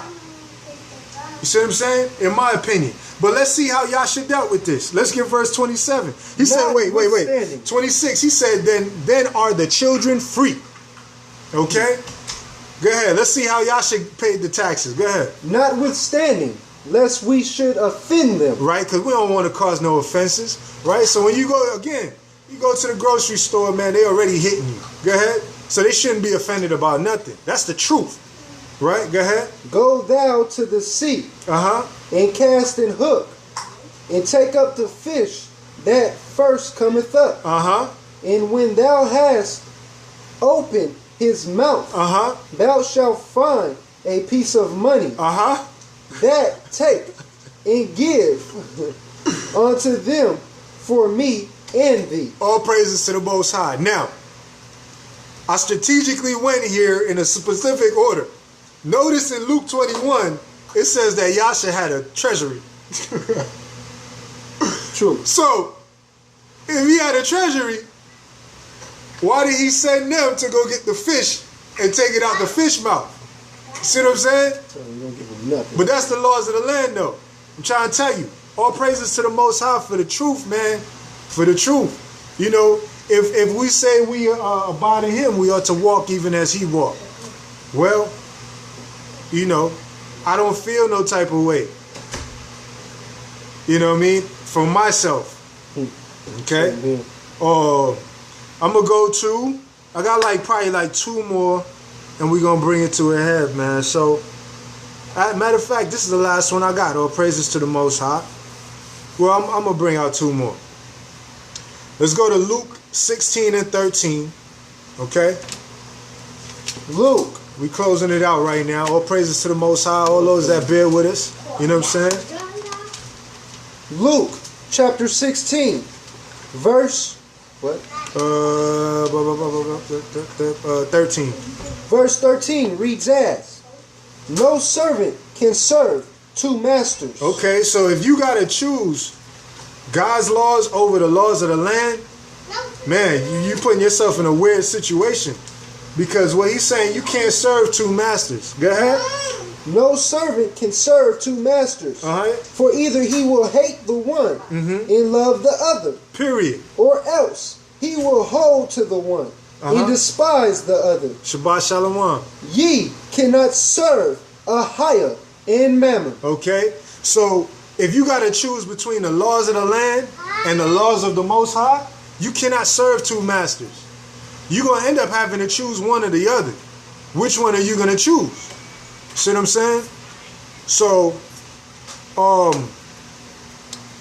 again, this is breaking down and understanding Romans 13. Because when they tell you obey the laws of the land, if the laws of the land are going against the laws of God, you know, we shouldn't feel obligated to do those things because it'll cause sin. See what I'm saying? And we went through these scriptures touching on different topics, you know, but I do want to bring one more, actually 2 more. Let's go to John 8 and 32. St. John? Yep. John chapter 8, verse 32. Reads as, let's see if I get that right. And ye shall know the truth, and the truth shall make you free. Okay, so when Yasha was talking to the disciples, and he was like, well, who do they charge? Who do these so-called powers tax or cause to pay tribute? You know, their own children or strangers? And when Peter said strangers, he said then the children are free. Why? Because the truth shall set you free. They don't deal with those taxes upon their own people. They put it on the oppressed and the people that are struggling. You see what I'm saying? And that's just facts. John 8 and 32, and ye shall know the truth, and the truth shall make you free. Well, praises to the Most High. So now that we went through all these scriptures, just touching on the law of the land and all of this other stuff, I just want to read Romans 13, 1 through 8 one more time. And AHAYAH willing, hopefully, brothers and sisters see it in a different light. Because, again, if the laws of the land are causing you to break God's laws, or when it talks about kings or rulers being set up, they are he's talking about righteous rulers that are supposed to be ministers of God. Not ministers to cause you to sin against God. Okay? So let's just, we're just going to close it out with this. Romans 13 and 1 through 8. Chapter 13, verse 1 through 8. Reads as, let every soul be subject unto the higher power. For there is no power but of AHAYAH. Praise the Most High. The powers that be are ordained by AHAYAH. Whosoever therefore resisteth the power, resisteth the ordinance of AHAYAH. And they that resist shall receive to themselves damnation. Okay. For rulers are not a terror to good works, but to the evil. Okay, so if you go against the righteous rulers that the Most High set up, not any old rulers that the Most High set up, right? Because the earth is given into the hands of the wicked, so the serpent has rulers of his own. Okay? It's talking about righteous rulers that are not a terror to good works. Go ahead, but to evil. Keep going. Wilt thou then not be afraid of the power? The power that the Most High set up, that is a righteous power. Do that which is good. And thou shalt have praise of the same. Okay, so keep his law, because his law is good. It is perfect. Go ahead. For he is the minister of AHAYAH to thee for good. Okay, so it's talking about the higher powers, right? For if thou do that which is evil, be afraid. So if these laws or these people are trying to get you to break the commandments of God, be afraid. Don't make them feel like, oh, yeah, you know, the pastor brought me to Romans 13, and, you know, now I know that, you know, it say keep the laws of the land, so, you know, the laws of the land right now, I got to eat pork every 2 days, you know, so it's okay because that's the laws of the land. Nah. If it causes you to go against the word of God, be afraid. You don't have to do it. Right? Keep going. For he beareth not the sword in vain. For he is the minister of AHAYAH. All praises. A revenger to execute wrath upon him that doeth evil. Wherefore ye must needs be subject, not only for wrath, but also for conscience sake. All praises. Right? For this cause pay ye tribute also, for they are AHAYAH's ministers. AHAYAH's ministers. So let me ask you, if this so-called people that are telling you the tribute is synonymous also with taxes and so forth, right? If these people are not operating in a righteous standpoint under the Most High, you decide, man. Go ahead. Attending continually upon this very thing. Render therefore to all their due. Tribute to whom tribute is due. Custom to whom custom. Fear to whom fear. Honor to whom honor. Owe no man anything but to love one another. For he that loveth another hath fulfilled the law. Okay, and we know what the two greatest laws are. You know, love the Most High with all your heart, soul, and mind. And love thy neighbor like you love thyself. Again, all praises to the Most High. The title of this study was Obey Laws of the Land. Understanding Romans 13. We dealt with different topics. We dealt with abortion. We dealt with childbirth certificates and so forth. We dealt with CPS. We dealt with marriage license. We dealt with taxes. You know, these things are the laws of the land. But if these things are causing you to go against the Most High, you know, we also touched on like gay rights and stuff like that, man. You know, that's also a law of the land. They say it's okay, but that goes against the Most High, right? We got to stand firm on what's righteous. You know what I'm saying? And not just any old thing. Just to touch on that biblically with some scriptures, let's just get Romans 1:26. I got it right here for you, bro. Romans. Just showing homosexuality and gay marriage is a part of the laws of the land, right? They say that two men could get married or two women could get married. What does the Bible say? Romans chapter 1 verse 26. For this cause AHAYAH gave them unto vile affections. For even their women did change the natural use into that which is against nature. Which is against nature, right? So how can gay marriage be okay? Is the Most High saying that is all right to follow that law of the land? Right? He just said it's against nature. Keep going. And likewise also the men, leaving the natural use of the woman. What? Keep going. Burn in their lust one toward another. Men with men. That's an abomination. Working that which is unseemly. Unseemly. And receiving in themselves that recompense of their error. Of their error. Which was meat. Which was meat. And even as they did not like to retain AHAYAH in their knowledge. Hold on. But the laws of the land say that's okay. Remember, Those same higher powers are supposed to be God's ministers. Read that again. And even as they did not like to retain AHAYAH in their knowledge. So how can you be a minister of God if the knowledge of God is not even in these laws? Go ahead. AHAYAH gave them over to a reprobate mind. There's a Most High wants you to be a reprobate. Keep going. To do those things which are not convenient. Very clear. Very clear. All praises to the Most High. John 8 and 32. You want to keep going? Yeah. Go ahead. Bring it out. Being filled with all unrighteousness. Okay, so these laws are supposed to lead you towards righteousness, not away from it. Go ahead. Fornication. Wickedness. Covetousness. Right. Maliciousness. Right. Full of envy. Murder. Debate. Deceit. Right. Malignity. Whisperers. Backbiters. Haters of AHAYAH. Despiteful. Right. Proud. Boasters. Right. Inventors of evil things. Disobedient to parents. Without understanding. Covenant breakers. Without natural affection. Implacable. Unmerciful.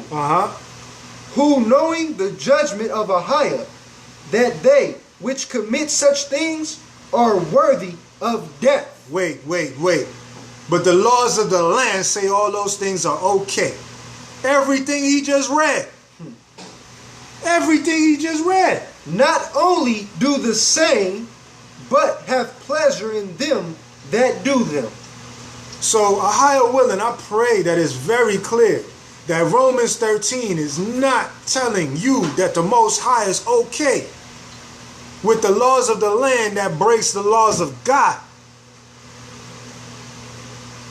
All praises to the Most High, and that was nothing but the Spirit, because really, truly, I was like, let's stop here. It just kept the flow going, man. All praises to the Most High. So, with that, AHAYAH willing, we pray that it brought some edification and, release any kind of false conviction to make you feel like you have to keep laws that break laws. You know what I'm saying? All glory to the Most High. The water for reading. Shabbat Shalom to everybody out there that listen on the study. If you have any questions or comments, we got the line open. It's 302-202-1110, and the code is 702706. Again, the phone number is 302-202-1110. 702706 is the code. All right. Other than that, we want to bid you a blessed Shabbat. Shabbat Shalom. Kwam Yasharala.